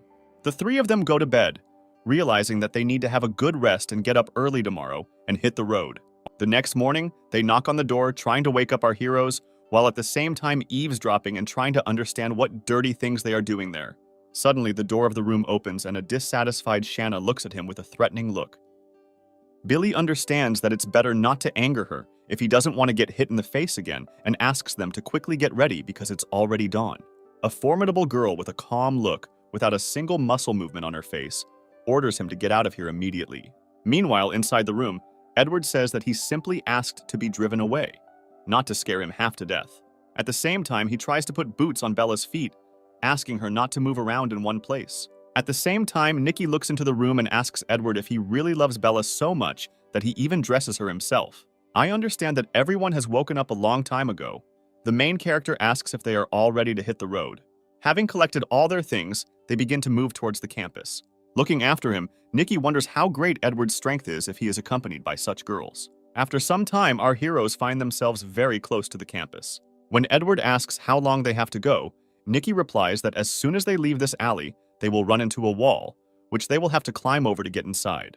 The girl also explains that this is how they managed to escape, and now it's probably the safest way to get inside. She also adds that in the dormitories, there will be the most zombies, and it is unlikely that anywhere on the territory, their number will be higher than there. Nikki asks not to worry because she is not lying to him and perfectly recognizes his strength, to which Edward grins.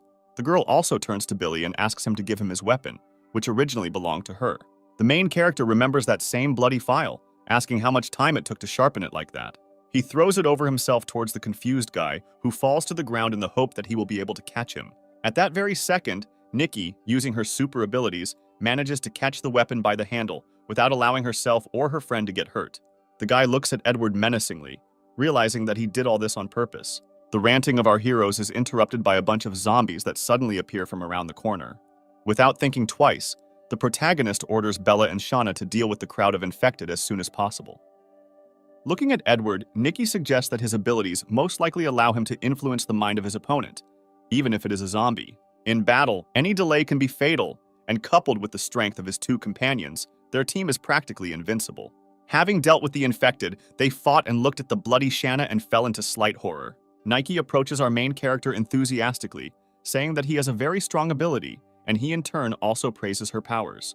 He understands perfectly well that she is amazing, she has a strong ability, and she is not afraid of danger and is ready to fight her illness. After some time, our heroes get to the right place and Nikki points to the fence next to them. She also adds that to get inside you only have to climb over this wall. The girl says that, judging by the traces of blood on the wall, the zombies tore off someone's arm, and most likely he didn't last long, and the zombies ate his body.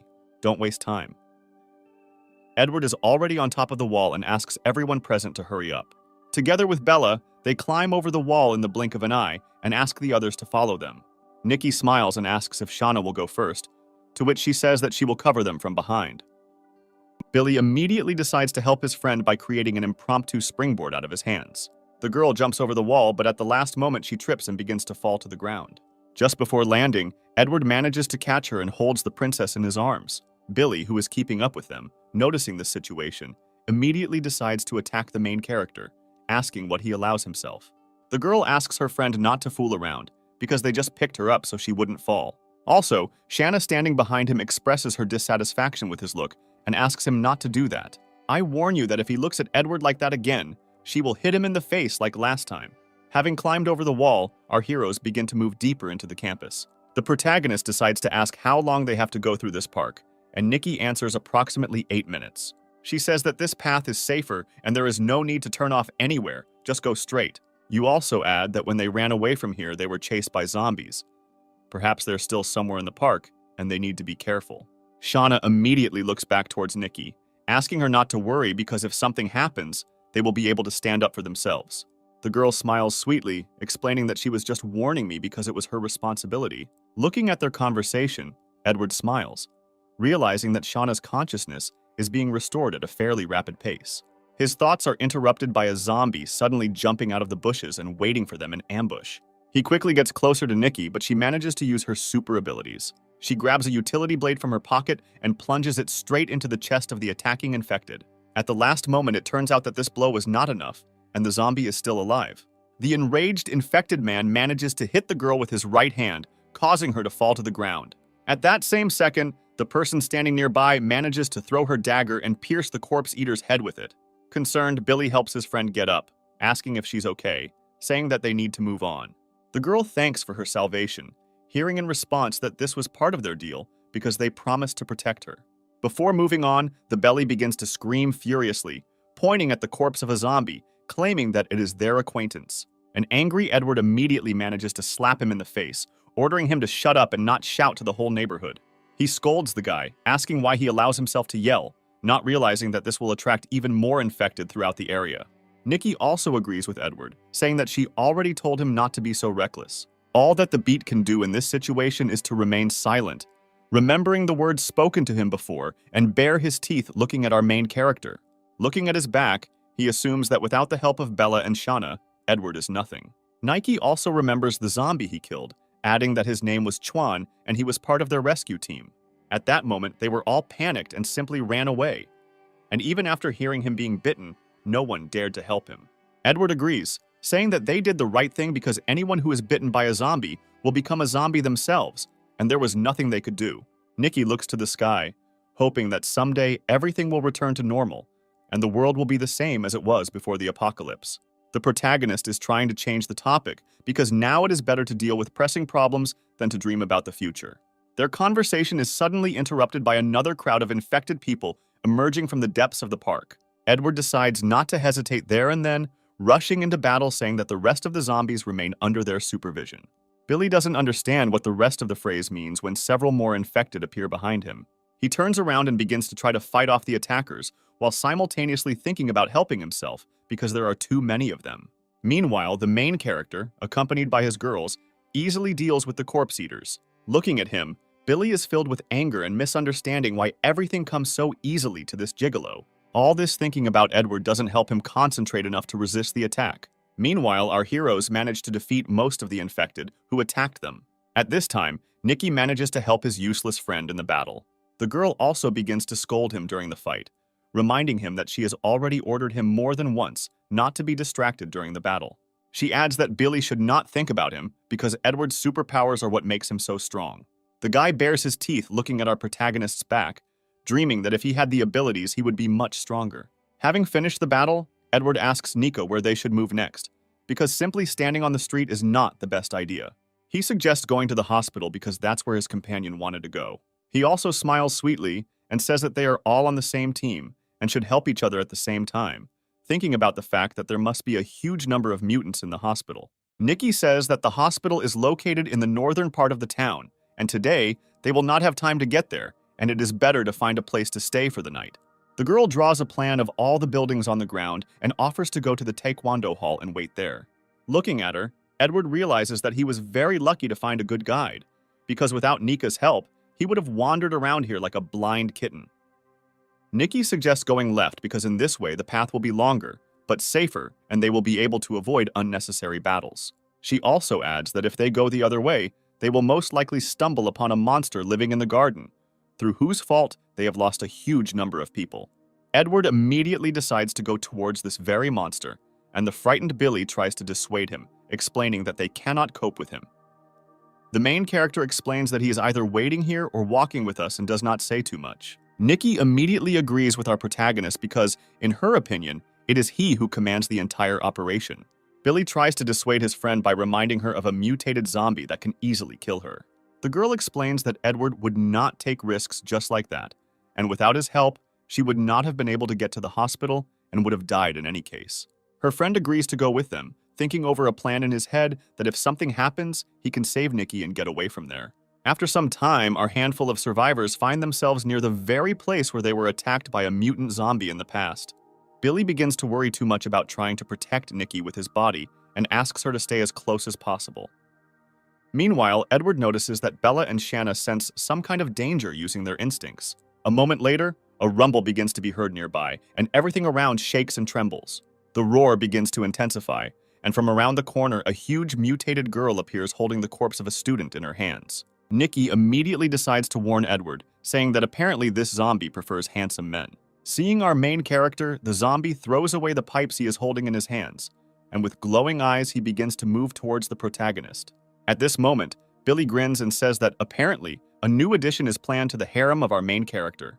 Hearing this, Bella and Shanna's face turns sharply red, and slight embarrassment begins to be read in their eyes. Both of them, without saying a word, but absolutely synchronously step on Edward's feet with their boots, causing him to scream sharply.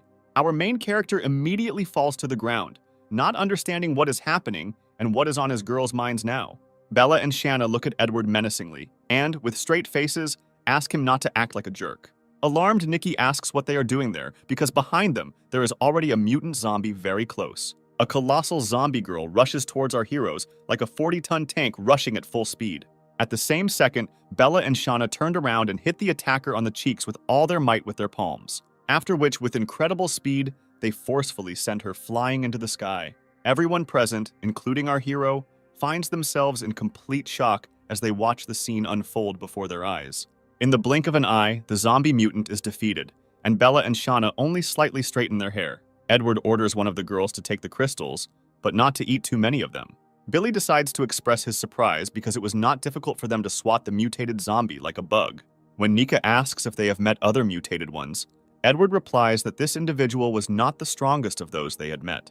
Billy, standing next to him, is in complete shock, realizing that it was the mutant who killed a bunch of their classmates, and they didn't even take a breath and dealt with her. Looking at the back of Edward and his girls, he realizes how great the difference in power is between him and Edward. Nikki notes, asking Edward that apparently they are not just lovers, but also loyal comrades. The main character agrees with this statement, realizing that it is very difficult to describe their relationship in words. Having gone further, our heroes still manage to get to the Taekwondo hall where they are going to spend the night. Nikki says that the room on the northern part of the second floor will be perfect for them because it has a good view of the street and is easy to leave if something happens. Edward is amazed at her knowledge, and the girl explains that her comrades told her about this place before the start of the apocalypse. Nike says that she is a weak girl and also sick, so she needs to make every effort to survive. The protagonist decides to cheer her up a little and expresses his hope for her high chances of getting better soon. Having reached that very room, they stand in front of the bloody doors deciding what to do next. Edward decides to listen to what is happening inside the room and realizes that someone's voices are coming from there. At this moment, the door suddenly opens and they are greeted by a gray-haired man wearing glasses who asks what faculty they are from. The man is noticed by Billy, who enthusiastically rejoices at their meeting, wondering why the professor is here. Also behind the professor, he sees a tall brunette whose name is Eric, and apparently they were friends at the university. The guys begin to rejoice at the meeting after a long break, and the professor finds himself upset by several more hungry mouths. Nikki invites everyone to go inside, and Edward agrees with her because at least he needs to look around. Eric asks his friend how he ended up here, and Billy replies that they fought their way out of the red light district. His friend immediately wonders how they were able to travel such a long way and how they managed to get out of the campus. Everyone present begins to enthusiastically question Billy and admire how they managed to do it. Also, all the survivors begin to discuss Bella and Shanna and why two such beautiful girls were accompanied by their friend. Eric immediately runs up to Edward, asking who he is and what faculty he is from, because apparently they have never met before. Looking at this main guy, the hero understands that they only fought off trouble, because as soon as they met, He immediately spilled all the information, and now it could happen again. In his opinion, he is only getting in the way while trying to pretend to be a hero, and apparently, it would be better to leave him here. He looks back at Nikki, deciding to discuss this with her since they are still on the same team. Edward raises his head in response to Eric's question that they are not from this university and were just passing by. The guy smiles and says that it doesn't matter where you are from, because they are all people and fate brought them together. Looking at our heroes, Eric understands that Billy is not very respected in the team, which means the leader is someone else. Looking at Shauna, he sees a girl with a determined look who, judging by his opinion, has already killed many with the help of her katana, after which he turns his gaze to Bella, realizing that the main beauty of the campus also turned out to be quite strong. Edward immediately intervenes in his thoughts with a menacing look, hinting that he should stop staring as soon as possible. Billy immediately approaches his friend and whispers in his ear that Edward and Bella are in a relationship. Eric immediately apologizes, says that he was not in the know and asks them to go and settle down and, if necessary, they can even give them a separate room. The protagonist takes Nikki and asks her to take them to another room where they can discuss further plans. Billy immediately rushes after them, asking them to wait and not leave without him. At the last moment, his friend Eric stops him and says that he wants to ask him something. He reassures Billy and asks him not to worry because his friends won't go far, and they haven't seen each other for too long. And it would be nice to remember the old days. Eric first decides to ask who Edward is, to which Billy replies that he cannot briefly describe who he is, realizing in his head that now is not the right time to reveal all his cards. Eric smiles and asks if his friend has any food with him that he can share with them. Billy replies that Edward has all the food and supplies, but since he doesn't like him, he doesn't even share it with him. He also explains that most likely they will not stay here for long, and after waiting out the night, they will move on. And after a short dialogue, Eric, with a menacing look, asks Billy to find an opportune moment and go outside because he will be waiting for him there. He calms him down by saying that they will just discuss something because they are old friends and everything will be fine. At the last moment, Eric grins, realizing that in the hands of our heroes, there is a whole backpack of food and even 3 excellent blades in addition. Returning to the room where all the survivors are, Eric immediately begins to ask how it all went and whether these strangers really came from the red light district. The girl with pink hair tries to act like a little kitten, saying that they need to ask to be taken out of here. Eric, in a fit of anger, abruptly closes the door and orders everyone present to stop whining. One of the survivors says that every time Eric goes out for supplies with someone, he always returns alone, and the food he brings is only enough for a couple of days. In his defense, he begins to scream and says that they want to blame him for the death of those people who went with him on reconnaissance, and without his help, they will end up in exactly the same way. He says that they have no right to talk to him like that because he risked his life for this food, and without his help, they would all have died long ago. Eric says that he doesn't believe that the trio came from the red light district because, apparently, Edward is just as weak as Billy. He suggests that their group is actually not as strong as it seems at first glance, and apparently they are planning to get out of here in the near future. One of the survivors shows his uncertainty with all his appearance. He wonders why, in this case, they lied to them. Eric screams and explains that all this was done to scare them because everyone saw his backpack and there was definitely a lot of stuff in there.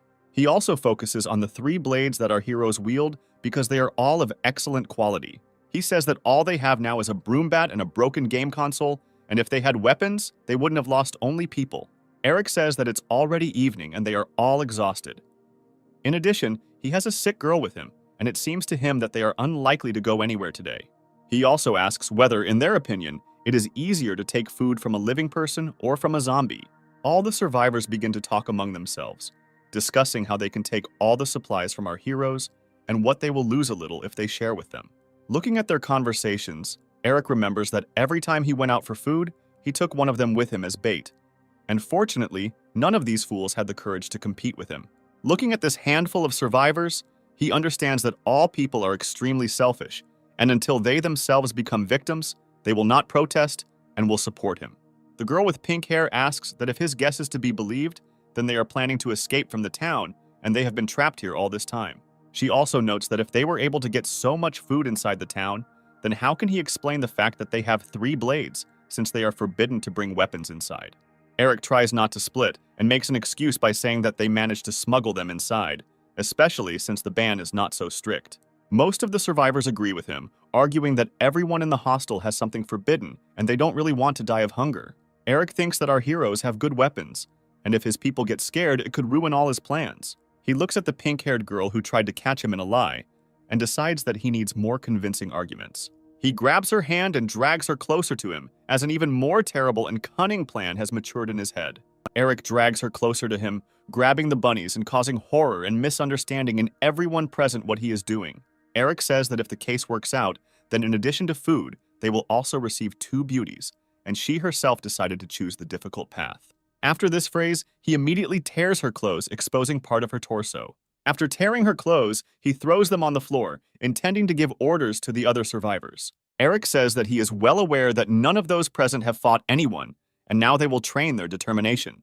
He points his hand at the girl and notes that this cutie decided to sacrifice herself in order to increase their mood and morale.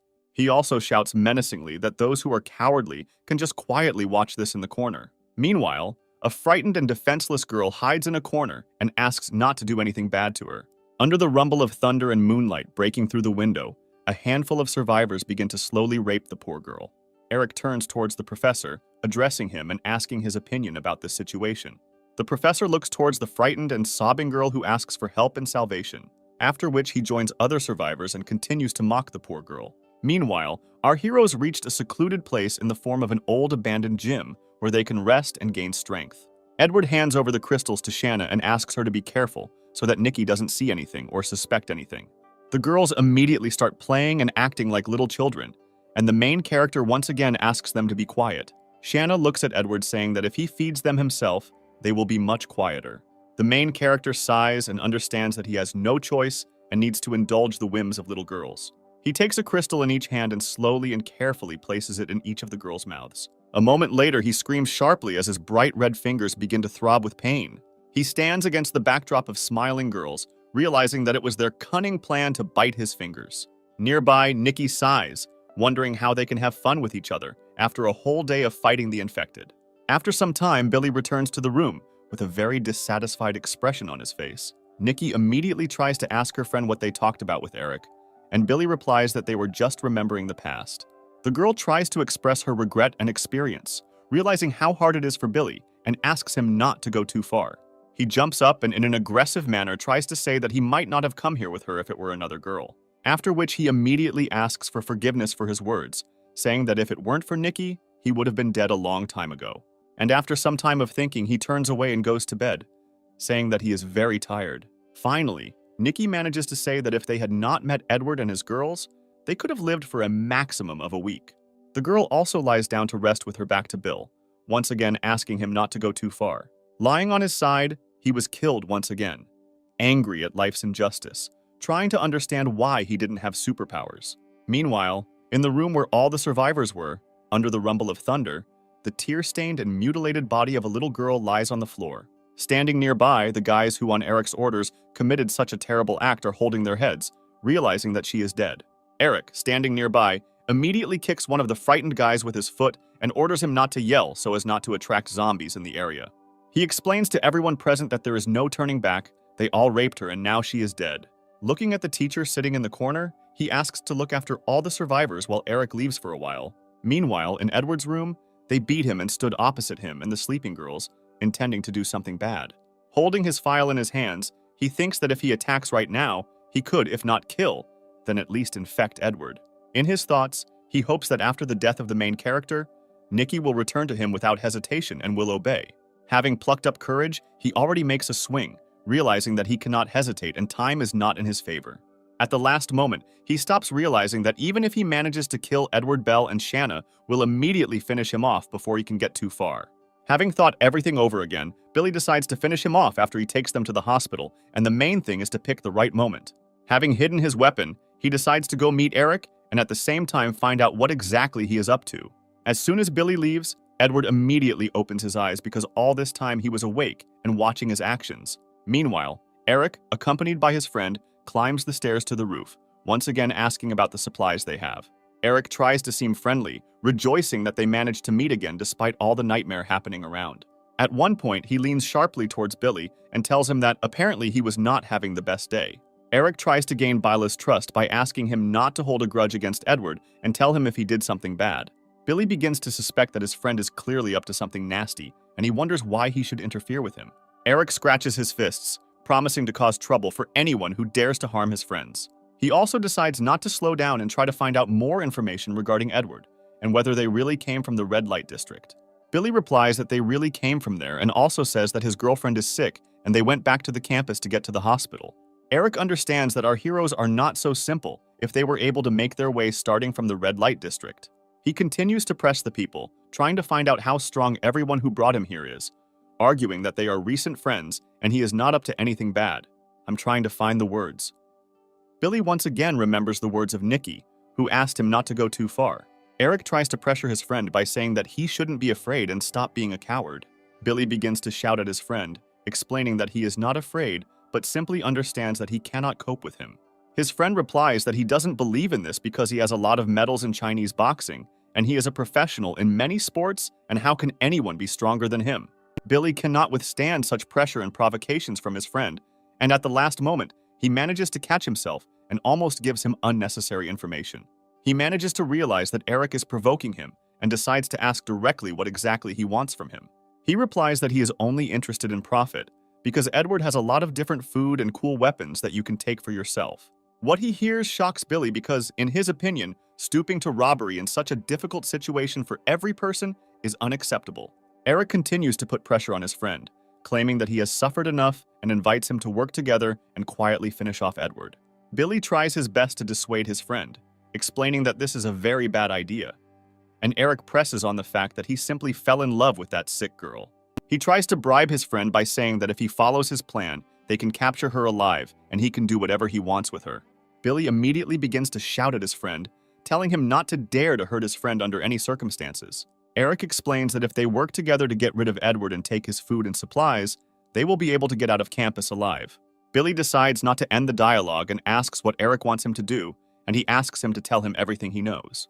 Bill's patience is at its limit, and he still reveals to his friend that the main character has super abilities. He tries to describe that she is very strange, and he does not fully understand how she works, putting forward his assumption that most likely he is weak in close combat, unlike his girls. He also asks not to touch Nikki, saying that she is sick and poses absolutely no threat to them. Eric says that his friend is very caring and then puts his arm around his shoulder, saying that he wants to ask him one more thing. Taking advantage of Billy's gullibility, Eric pierces him through with a piece of iron pipe, saying that he is too cowardly and can ruin all his plans and cannot be left alive. Billy turns out to be dead and, without even having time to say anything in the end, simply falls onto the cold concrete floor. After searching his body, Eric takes away the same bloody file, saying that he just needed a convenient weapon. Having committed such a vile act, he tries to think about his further actions and develop a plan to get rid of Edward and his girls. He is also wondering how exactly he should use the cannon fodder in the form of the survivors under his command. And at this time, a strange noise is heard behind him. Eric immediately gets scared with fear, turning around and looking deep into the dark corridor trying to figure out who is here. He notices Edward standing in front of him, who says that their chatter has tired him out. Eric decides not to show his fear, trying to conduct a dialogue and find out how long ago he saw and heard everything. The protagonist explains that Billy was acting suspiciously, so he followed him from the very beginning. Eric admits that he greatly underestimated our main character, but if he finishes him off now, it will be much easier. He decides to make a sharp attack towards Edward, saying that it was very stupid of him to follow him alone. Edward, without any problems, manages to use his power for a short moment, shaking the sanity of Eric, who attacks him. After which, using the second advantage, he hits his opponent with his elbow in the stomach with all his strength, causing him incredible pain. Eric is trying to get up and recover from such an unexpected blow, promising to finish Edward here and now. He tries to strike with a bloody file in his hand, but the main character easily dodges such attacks. I continue to evade Edward, understands that although he was able to influence his mind, it took too much strength. After a whole day of fighting, the zombie and his spiritual power are almost exhausted and cannot be wasted. Eric tries to mentally suppress his opponent by grinning at him and saying that some pathetic super ability will not allow him to deal with him one-on-one. He also claims that after his victory, he will definitely take care and have a lot of fun with his girlfriend because, in his opinion, she is incredibly beautiful and appetizing. Looking at the completely motionless body of the main character, he asks why he doesn't answer anything, as if he had swallowed his tongue. Edward's eyes glow bright red, and his entire appearance speaks of overwhelming rage, and he promises that he will not let Eric die quickly. The main character in an instant lunges and ends up behind Eric, causing him an incorruptible shock. He immediately drops the file-shaped weapon to the ground, not understanding what happened, and sees a huge amount of blood flowing out of his right hand. Eric immediately begins to scream in pain. I don't understand how Edward managed to inflict such a colossal wound in 1 second. Through pain and screams, he says that Billy told him how bad he is in close combat, so why is Edward so strong? The main character explains that they were both not very smart because they made conclusions even without knowing exactly what ability he has. Edward picks up that same bloody file and throws it straight into Eric's stomach, telling him not to worry because the vital organs are not affected, and therefore, he will still suffer. He also adds that there is a lot of zombie blood on this thing, and he should think about what will happen if he pierces someone with it. Primitive horror immediately begins to appear on Eric's face, and he begins to think that he does not want to become a zombie. Edward leans towards him and, looking into his eyes, says that anyone infected will become one of them, and nothing will save him. Eric begins to push with all his might, asking and begging on his knees to kill him, because he doesn't want to become a zombie while tears flow from his eyes and his tongue gets tangled in his own snot. Edward immediately silences him by punching him square in the skull with all his might and sending him flying. Eric grabs his bloodied and beaten face, not noticing that his hand has already changed the color of his skin. Our main character notices this and with a grin on his face asks that apparently the pain no longer bothers him. Eric looks at his wounded arm and notices that the wounds no longer bleed as much, and the skin has slowly begun to change color. In desperation, using the last remaining strength, he pulls the file out of his body, trying to deliver the final blow to our main character in the back. At the last moment before the blow, he stops, not understanding what is happening and why his body has ceased to obey his thoughts. The main character turns around and with a grin on his face says that this is his ability to control the infected. Using his spiritual power, he takes control of Eric, who has not fully turned into a zombie. Edward looks at his attacker, realizing that he is still only half a zombie, but nevertheless he is able to control him. Meanwhile, in the room where the other survivors were, the girl's body still lies on the floor, and everyone else sits quietly and peacefully in the corner. One of the guys starts talking to each other, trying to figure out why Eric still hasn't returned, because they need to put the plan into action as soon as possible. Their reasoning and conversations about the plan to rob Edward are interrupted by an unexpected knock on the door. All the survivors let Eric inside, not noticing his transformation, and immediately begin to question him as they move forward and try to find out other details of their plan. Controlling the body of the already infected Eric, Edward pierces one of the survivors with a piece of the same metal pipe that killed Billy. Not understanding what is happening, all the survivors decide that their friend simply decided to bow, not noticing that you are writhing in pain. But after a moment, they realize that Eric has just killed their friend when he decides to pull a piece of pipe from his body. All the survivors in the room realize that their friend has become a zombie and, in panic, try to escape as quickly as possible. The real Edward on the corridor near the front door is blocking it, preventing anyone from escaping, once again becoming disappointed in other people. Controlling Eric's body, he manages to notice the mutilated body of a lying dead girl, realizing how weak and worthless they are because they can only attack the weak. After which he understands that none of them should survive, and it is better for all of them to go to the next world. Using his spiritual power in controlling Eric's body, he destroys all the survivors present in this room. The resigned teacher sitting in the corner doesn't even try to resist and asks to just kill him because he deserves it. After there are no survivors left in the room, Edward uses his dagger to kill the zombie Eric. Our main character is standing in a room full of corpses, and only the sound of thunder outside the window breaks the languid silence. At this time, in a safe place, Nikki asks Bella to let her through and give her the opportunity to talk with Billy, since she thinks she can convince him. The girl claims that her friend is a good guy and she can work things out, but for this they should let her through. Suddenly, Edward appears from around the corner and tells the girl that her dear friend is already dead. Horror and misunderstanding immediately appear on Nikki's face from what she heard, because she cannot believe Edward's words. The protagonist says that he is not going to console her, and whether to believe him or not is her decision. But she must know that it was not he who did it. After which our heroes go to bed after such a long day full of surprises. The next day, Edward, accompanied by the girls, decides to go and examine Billy's body so that Nikki can be convinced of his death. At the same time, Bella notices our heroes' bloody fists and decides to kiss them. Having finished her thoughts, Nikki says that it is time for them to go and that they should not stay here for long. Edward notices that the girl is very depressed, and it seems that the death of her friend hit her hard. After some time, our heroes continue to move deeper into the campus, trying not to run into conflicts with other infected people. Since they are on their way to the hospital where they need to treat Nikki's wounds, Edward wonders how long it will take them to get there. The girl points to a real building nearby with a spire, saying that this is the main building of the hospital. She notices that even though it turns out that he is just a stone's throw away, he is still far away, so they only have about half an hour to go, and the main thing is to be as careful as possible. Nike also explains that before the apocalypse, there was a laboratory in this building where classes were often held for students of different courses.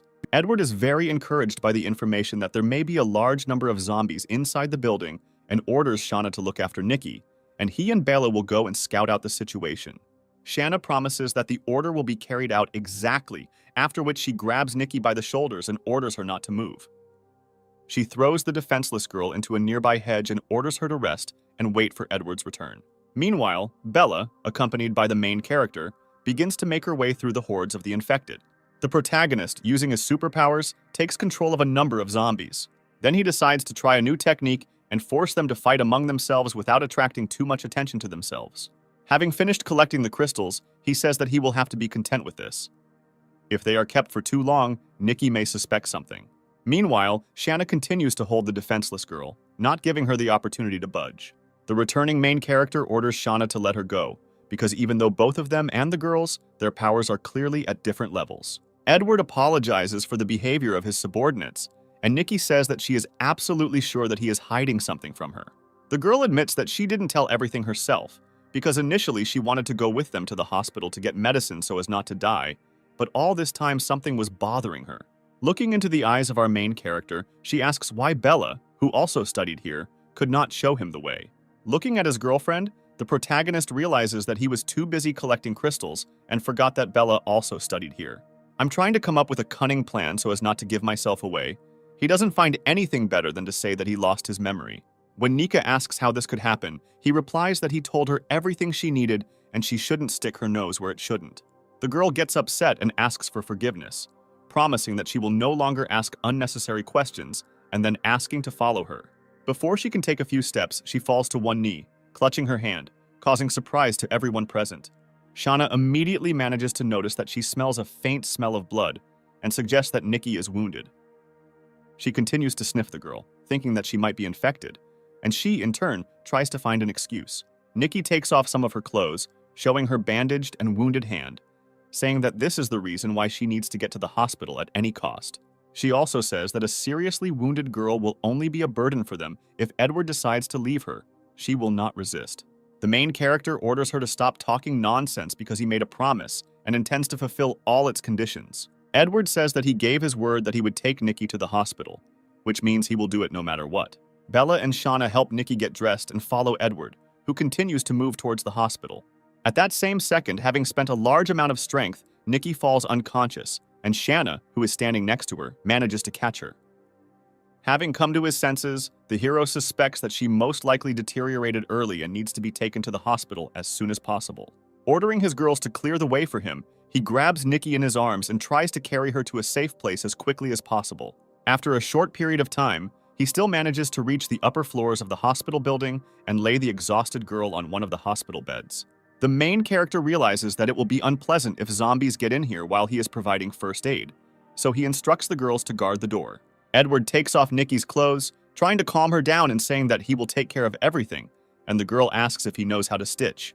He picks up a scalpel and says that although he has never sewn people up, he knows how to darn socks quite well. These words clearly do not have the expected effect, and Nikki begins to doubt whether she wants to trust such a professional as Edward. The main character uses a scalpel in his hands and carefully removes the bloody bandages from the poor girl's wound. He ponders the task he has set for himself to treat the area around the wound with medicine and stitch it up, assuming that with his current spiritual strength, he will definitely succeed. Nikki tries to stop him by saying that darning socks and stitching living people are two different things, and the main character replies that there is no one else to do this but him.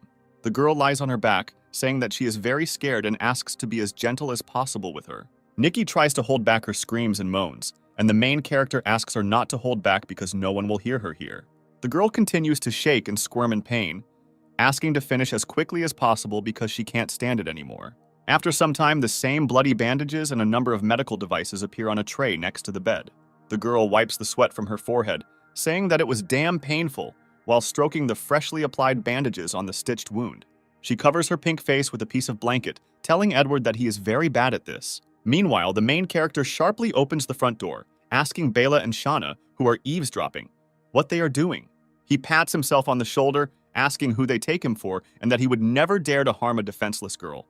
After which Edward says that much more serious things need to be discussed because they have run out of medicine and they need to search the hospital and look for new ones. Leaving Bella as the main guard, the hero heads to the third floor in order to look for the medicine they need along the way. Searching the upper floors of the hospital, he is surprised by the number of different supplies that he could find here, and, together with a guide like Nikki, they will be able to collect even more. The main character also remembers that last time he spent a lot of energy taking control of Eric, and he should remember that controlling a zombie that has not fully converted is a bad idea. This process takes a lot more energy than controlling a regular zombie, and it's much easier to lose control, so it's not worth it. While searching another of the hospital rooms, he discovers something strange. In addition to other supplies, all the medicines have disappeared somewhere. While I was searching, suddenly a strange rustling sound was heard in one of the closets nearby. At that same second, 2 infected students who apparently studied inside the hospital jump out of the closet at him. The main character manages to react and sends one of the attackers flying with a powerful kick. Already intending to kill the second using his dagger, at the last moment he manages to stop Edward and asks not to kill them. In fact, both infected people turn out to be ordinary people, and one of the guys, with tears in his eyes, asks to be left alive because they can come to an agreement with him. The main character threatens with his dagger, ordering him not to talk nonsense and answer what they are both doing here. Through hysteria and tears, the guy tries to explain that they found this place 2 days ago and hid here. His friend, who managed to recover after the blow, interrupts him, repeating the same thing and adding that they had nowhere else to hide. Edward presses on, ordering them to get to the point quickly or their days will be numbered. The guy with black hair claims that this is all they know, and they did not suspect that someone else might show up here. And when they heard extraneous noise, they decided to hide in the closet. He also adds that they realized that zombies cannot just open doors and look for something, and therefore decided to attack him and capture him. Also, the guy with black hair adds that they wanted to ask him a few questions after they captured him, and they had no intention of killing him. The main character puts the dagger aside, releasing the second attacker, and you notice that it seems to him that this is not the first time they have done something like this. The guy with black hair smiles, saying that it was the first time and next time they will do better, causing bewilderment to his friend with such a stupid wording. Edward pats one of them on the shoulder, telling him to get lost, causing him to be surprised that he will just let him go and not interrogate him.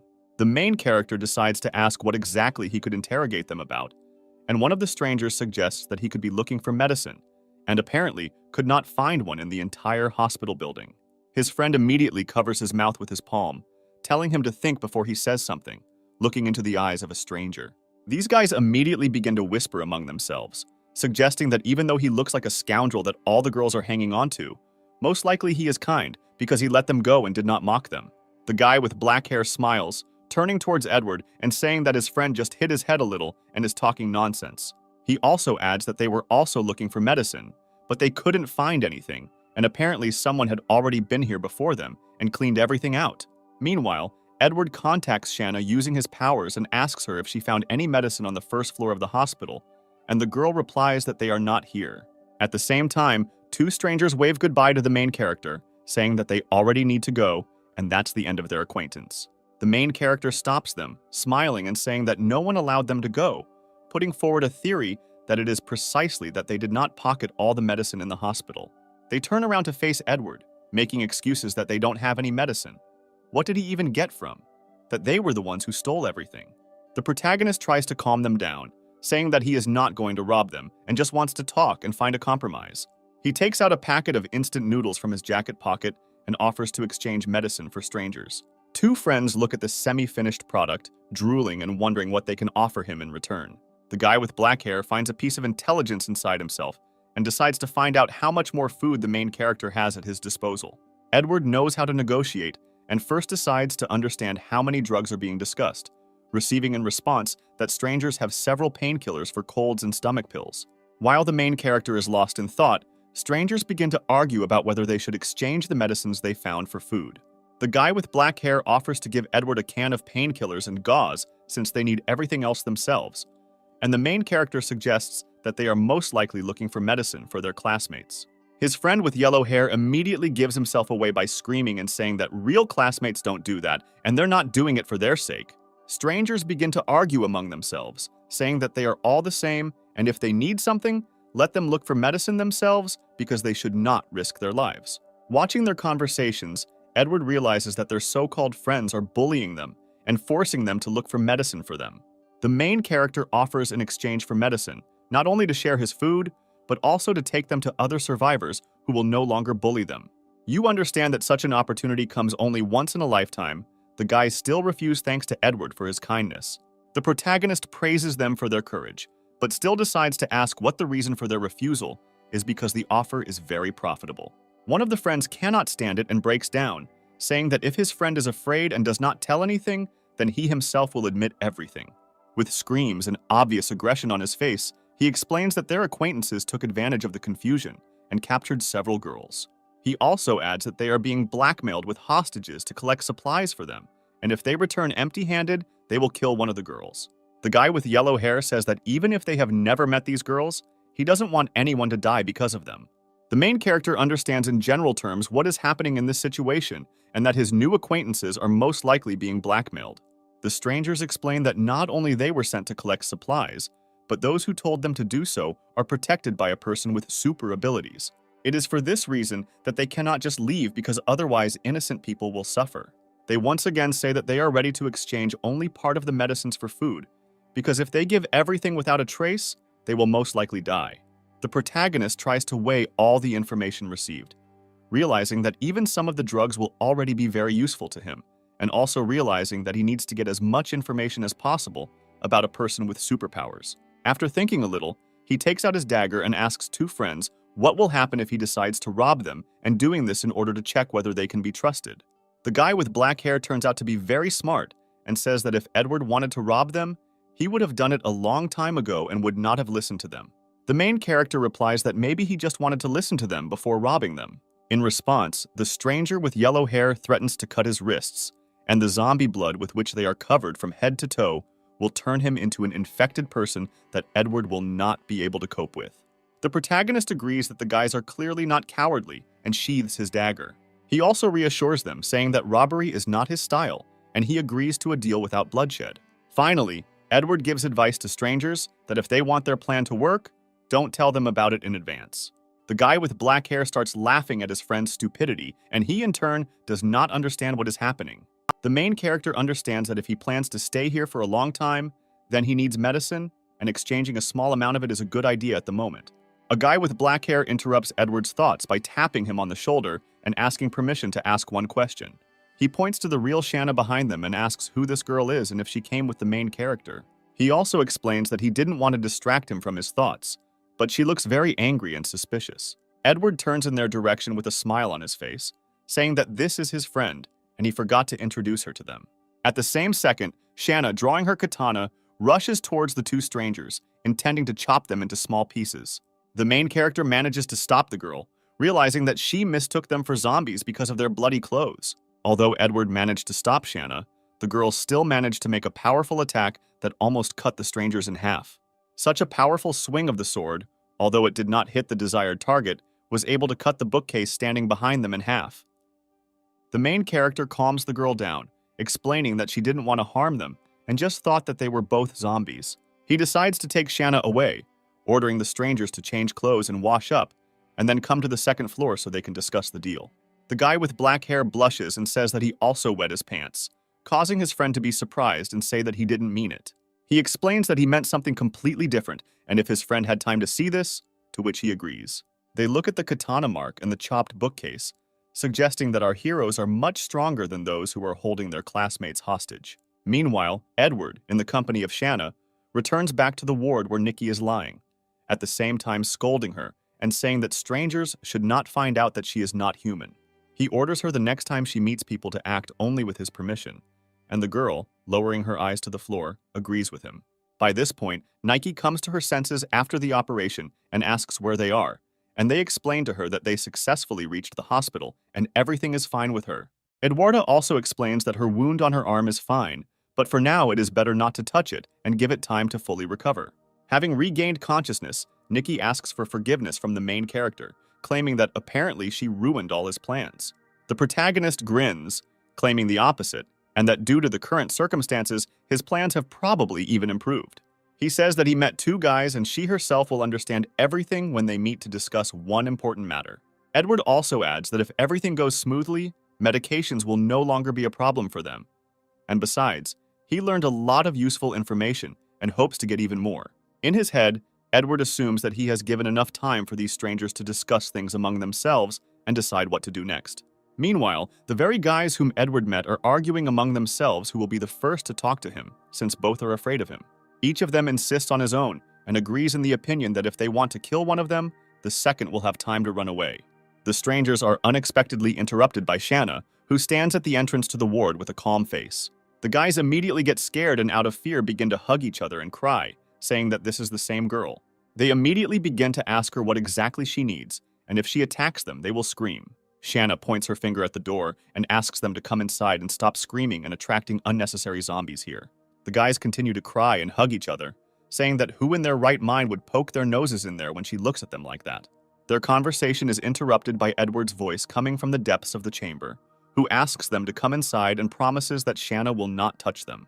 Strangers come inside saying that they have come and see Edward sitting in front of them, surrounded by two beautiful girls. The first thing they do when they look at Nikki is that she looks weak and appears to be seriously injured, and therefore, it is for her that our protagonist is looking for a cure. Turning their gaze to Bella, both friends stumble upon her terrifying gaze and realize that if they make even one wrong action, they will immediately find themselves dead. The guy with yellow hair again reminds his friend that if something happens, they can turn into zombies, but he stops him saying that apparently they won't even have time to react. The main character takes out a box of supplies, reminding them that he promised not to rob them and to keep his word about their deal. Also, finally, warning that if they decide to attack first, then the situation will take a completely different turn, sadder for them. Strangers immediately begin to wave their hands and say that they never even thought of doing something like that. The guy with yellow hair begins to salivate again, and he offers to discuss the deal a little later, saying that he will really play in the box if he doesn't eat at least something. The main character explains that just like them, he risked himself to collect the supplies they had, and he does not intend to just share them. After which he still gives the guys a small bag of snacks, saying that in return they can tell him something. Edward wonders how those they talked about earlier were able to capture all the girls and begin to blackmail the rest. The guy with black hair explains that at the head of the entire gang is a guy who recruits the same bastards like himself throughout the campus, and the two of them will not be able to oppose anything to them. Also, the guy with black hair wants to add something, but he still doesn't dare, and his friend pushes him not to hide anything. The stranger reveals the whole truth. They say that it all started when a guy with superpowers appeared. From this point on, Edward becomes much more interested and begins to find out the details and whether they saw him in person. Friends answer that they saw him only once, but apparently he is no longer a person. They cannot describe him in any other way. They remember the incident when they saw him come to the rescue to deal with the traitors. A handful of survivors had stolen a bunch of weapons, and it seemed impossible to deal with them easily. But when that guy returned, he killed them all instantly. And this is not an exaggeration. Everything really happened in the blink of an eye. Strangers delve into their memories trying to find at least some more details about the person with superpowers that interest Edward, until one of them remembers his name. The guy with yellow hair says his name Marcus, and at that moment Nikki flinches in horror. Edward notices her reaction, realizing that apparently the girl knows who she is talking about. But with all her appearance, she tries not to show fear. The main character decides to proceed with their deal by offering to take only 3 packages of medicines and leave the rest with the stranger. Two friends with sparkling eyes and drool running down their beards agree, without even trying to think about other options. Until they shake hands, Edward can't help but think that Nikki has become very depressed after hearing the name Marcus from strangers. The girl notices that they are looking at her very intently and asks the main character not to worry, because she will draw a map and indicate the places where the largest concentrations of the infected are located.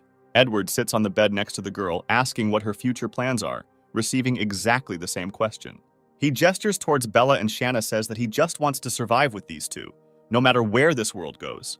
Nikki looks out the window saying that she will try to reunite with her family, and when she gets out of university, she wants to see what is happening outside in the rest of the world. She asks the main character if he was interested in where the government is now and whether rescuers will come to their rescue.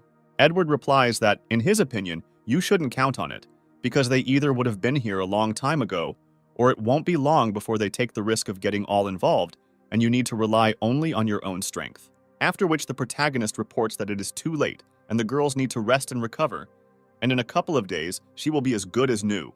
He also addresses the strangers who are greedily eating the exchanged supplies and asks them not to disturb the sick woman and to go somewhere else. After some time, night comes and ambiguous phrases and sounds begin to be heard from behind the door of the room in which Edward and the girls are located. A stranger with yellow hair whom they recently met eavesdrops on their conversations while standing in the corridor while bleeding from his nose. His friend immediately pulls him away, saying that he didn't eavesdrop and didn't dare to poke his nose into someone else's business. Meanwhile, Edward begins to feed the crystals he mined during the day to the girls, which makes them groan and blush. Analyzing the latest experience of the girls' evolution, the main character understands that it is becoming more and more difficult for Shanna to become stronger in the near future. He is waiting for results from Bella. Looking at his girlfriend, he assumes that the wait is not long left, and he is very interested in what she can become. In any case, now they need to survive, and this remains the most important and priority task. The next day, entering the room where Nikki was supposed to be, he notices that she has left, leaving a note at the end. On a piece of paper, there is a map of the entire town, with notes on the whereabouts of the zombies, and a signature with gratitude and hope that they can still meet. Having collected all his things, Edward was about to leave the hospital building. But he was stopped by two strangers whom he had met earlier asking to stay for a few more days. Edward reassures two friends, saying that they will kill all the zombies in the area and they can safely leave here. After which he bids them a final farewell, saying that he hopes to see each other again someday. Accompanied by the girls, having gained strength, they begin to clear a path for themselves, destroying all the zombies in their path. Looking at all this, two strangers remain in complete shock, wondering how easily this trio deals with their enemies. As the guy with black hair watches them go, he's surprised. I don't even think there was such a strong guy on their campus. At the same second, a female voice calls out to them, agreeing with their impression and saying that she also has a pair of aces up her sleeve. They turn around and see Nikki standing next to them, who has not gone anywhere, but simply hid inside the building. One of the guys immediately decides to ask her a question for what purpose she decided to stay, and the girl answers that she wanted to go with them. One of her friends decides to warn her, saying that she must understand that if she goes with them, she will dig her own grave. At the same moment, Nikki uses their superpowers and in a split second manages to cut off a piece of hair from one of the guys. This plunges strangers into complete shock that someone besides Marcus has superpowers. The girl smiles, explaining that now that she feels better, she can take care of herself and asks to take her to those who are blackmailing them. Meanwhile, the main character, accompanied by girls, finds himself near a huge student theater building. They examine it from the side, not understanding why Nikki marked it on the map as a particularly dangerous place, because in appearance, it is an unremarkable building. In his head, Edward understands that there have always been a lot of people there. If nothing changed on the day the apocalypse began, there must be a huge number of mutants there. Being in a secluded place, he explains to the girls that they need to get inside absolutely unnoticed and avoid any fights. After such a courageous and impressive phrase, the main character sneezes completely, revealing his location and ruining his plans. Such a loud sound immediately attracts all the zombie theater buildings nearby, who begin to move towards our heroes. The main character understands that they have nowhere to go, says that everything is under control, and decides, together with the girls, to fight back against the infected. Having dealt with the main group of zombies, he leaves 5 puppets whom he plans to send on reconnaissance. He perfectly remembers the experience of previous battles and decides to take 2 experimental subjects and send them on reconnaissance, rather than go ahead. At the same time, he notices how Bella, with her bare hands, picks out crystals from the backs of the heads of the zombies they recently dealt with. He takes a handkerchief out of his jacket pocket, asking his girlfriend to never use her hands for these purposes again because she has a blade. The main character begins to wipe the remaining blood from the woman's tender hands and hopes that after the next evolution, she will finally be able to become more conscious. Meanwhile, his thoughts are interrupted by a suddenly severed spiritual connection with one of the zombie scouts whom he sent inside the theater. He immediately switches his consciousness to the second zombie and sees the torn body of the first puppet in front of him. Inspecting the theater premises, he sees only a few almost mutated zombies, and realizing that this is not their doing, suggests that there may be people in the theater building. Meanwhile, on the balcony behind him, a strange silhouette is visible, which is clearly about to ambush the unsuspecting puppet. A moment later, this mysterious silhouette falls down on the zombie scout, but Edward manages to react and step aside. He quickly analyzed the situation and realized that someone very fast and strong with ambush abilities had just attacked him, and most likely it was an advanced zombie.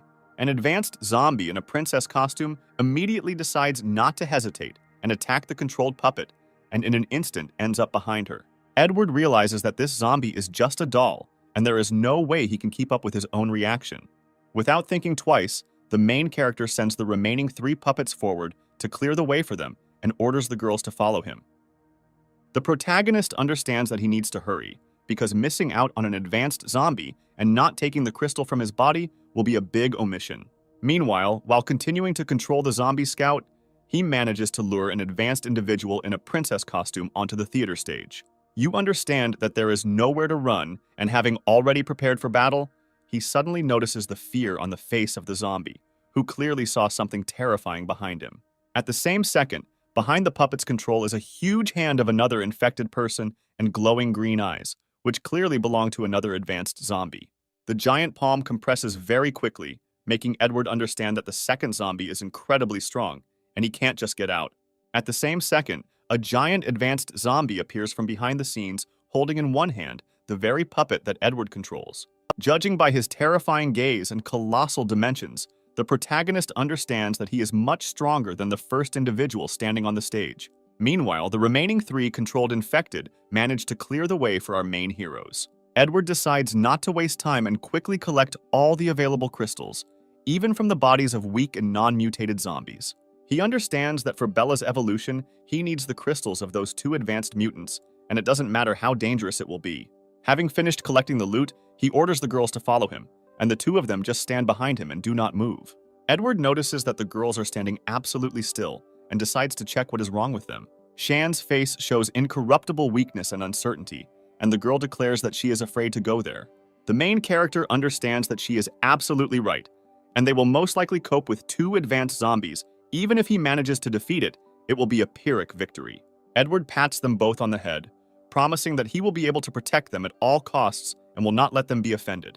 After some time, our heroes reach premium seats with a beautiful view of the stage. The 3 of them sit in a chair and watch as 2 advanced zombies stand on the stage, and in the hand of one of them, there is a puppet of Edward.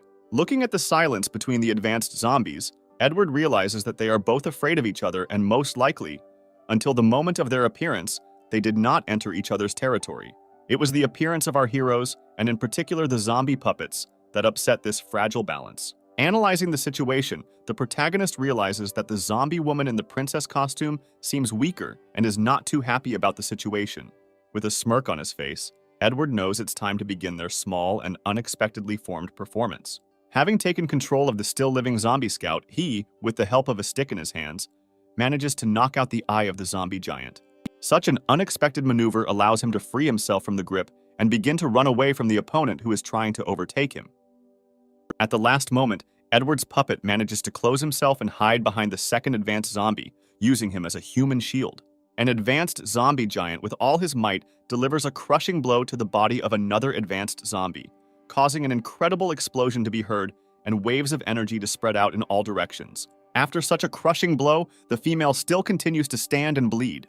The zombie giant realizes that he has greatly angered his opponent, and fear begins to appear on his face in anticipation of the subsequent counterattack.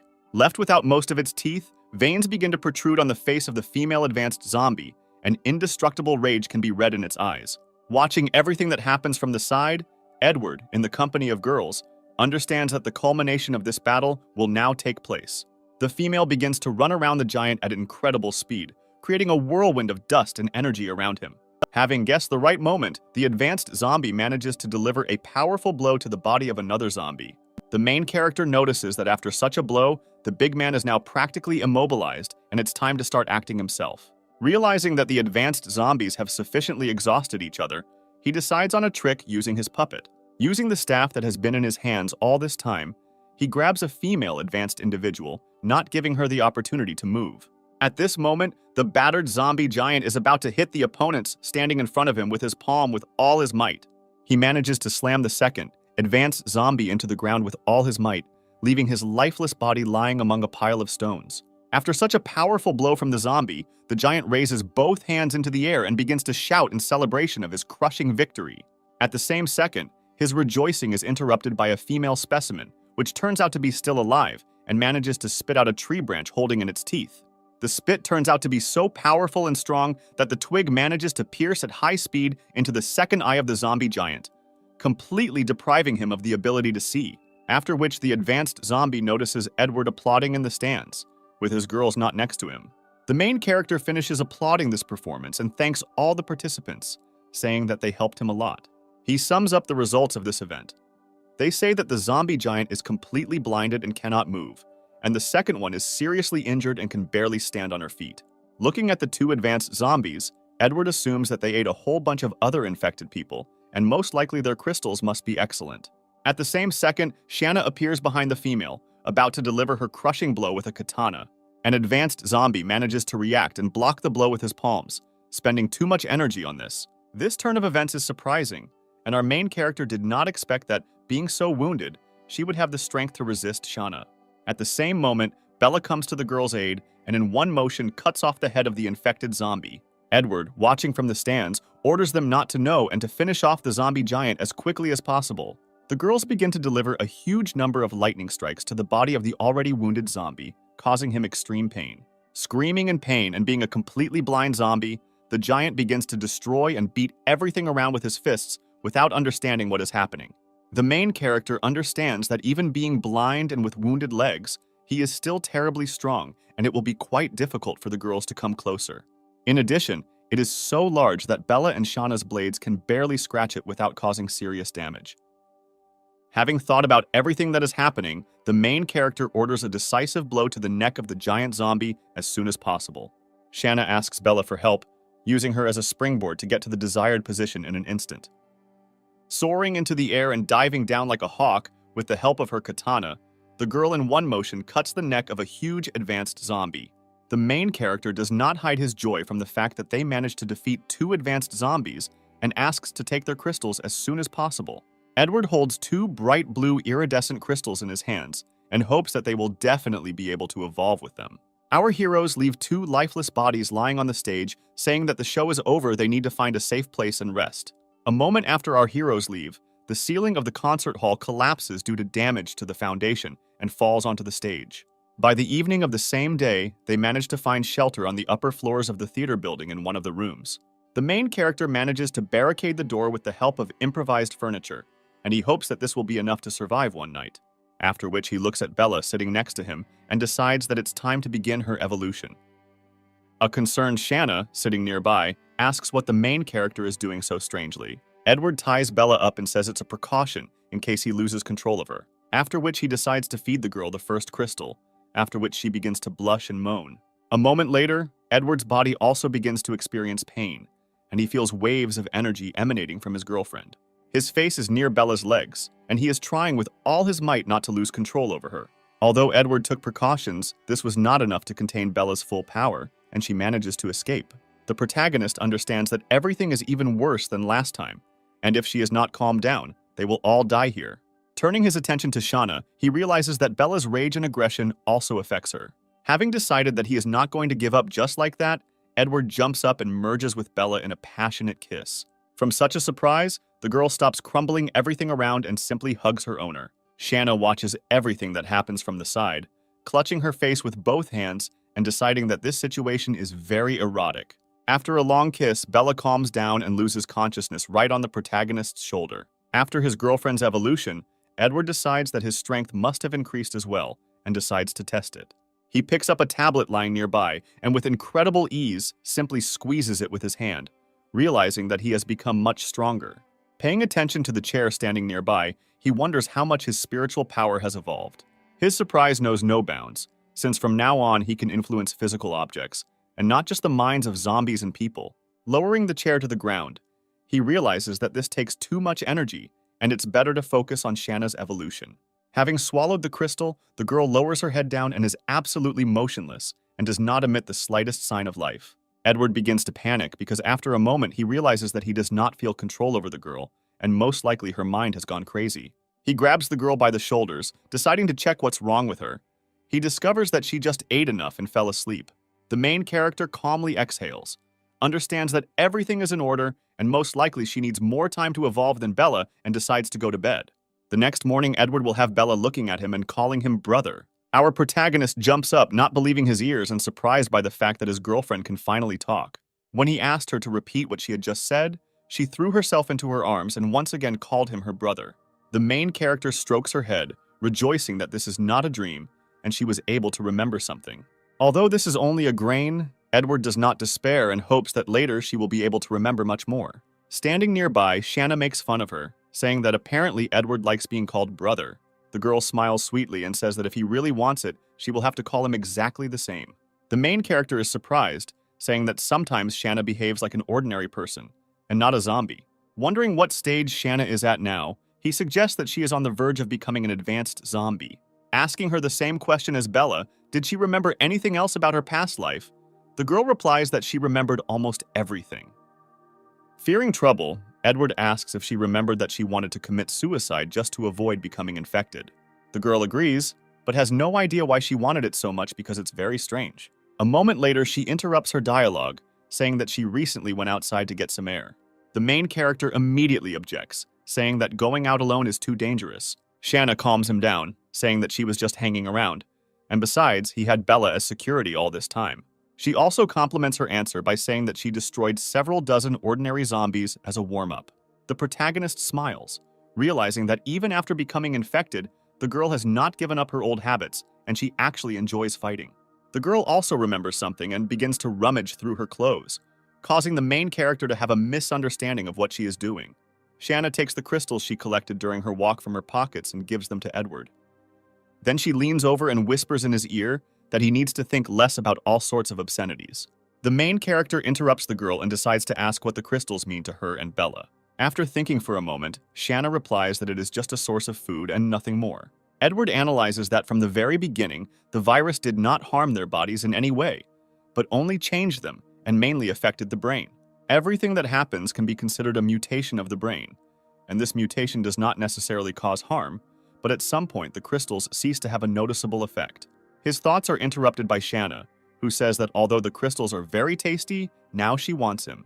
He also did not stand aside, licking the main character's collarbone, saying that he wanted to do with him the same thing as he had done with them before. Edward is surprised to realize that in the blink of an eye, he finds himself tied up and asks to immediately free himself. Both girls smile sweetly and say that he can scream as much as he wants because no one will save him anyway.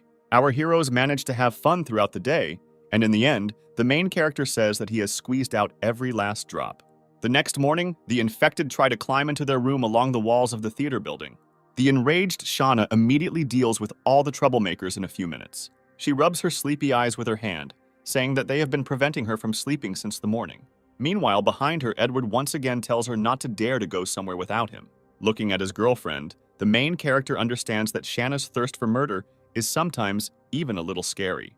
After some time getting ready, our heroes decide to look at the map and decide when they will go next. Deciding to move to the neighboring main building, the hero clears the way for himself by the fact that after evolution, he can control 20 infected at once. Also, once again, thanks to Nikki for drawing up the map, without which they would have had a very hard time. Clearing a path for themselves to the neighboring building, our heroes get very tired and decide to find shelter and rest as soon as possible. Looking at the map, Edward notices that there is a library nearby, and most likely the number of zombies there will be small. Having reached the library, our heroes begin to move forward, realizing that there may be someone here besides them. Edward orders the girls to be on their guard, because at first glance the library room looks quite clean and tidy, and there may be people here. Having examined the main first floor, the hero realizes that it is clean and needs to check the second. Moving up the stairs to the second floor, a mysterious silhouette looks at him from around the corner, about to ambush him. A moment later, he is attacked from behind by a survivor, holding a metal pipe in his hand. The main character turns out to be much stronger than an ordinary person and manages to dodge and counterattack. Not having time to finish off the attacker, he begins to scream and beg for mercy, and Edward only slightly wounds him. The protagonist begins to promise that he will let him go only after he tells who he is and what he is doing here. At this moment, the doors on the second floor in one of the rooms open, and some more survivors come out.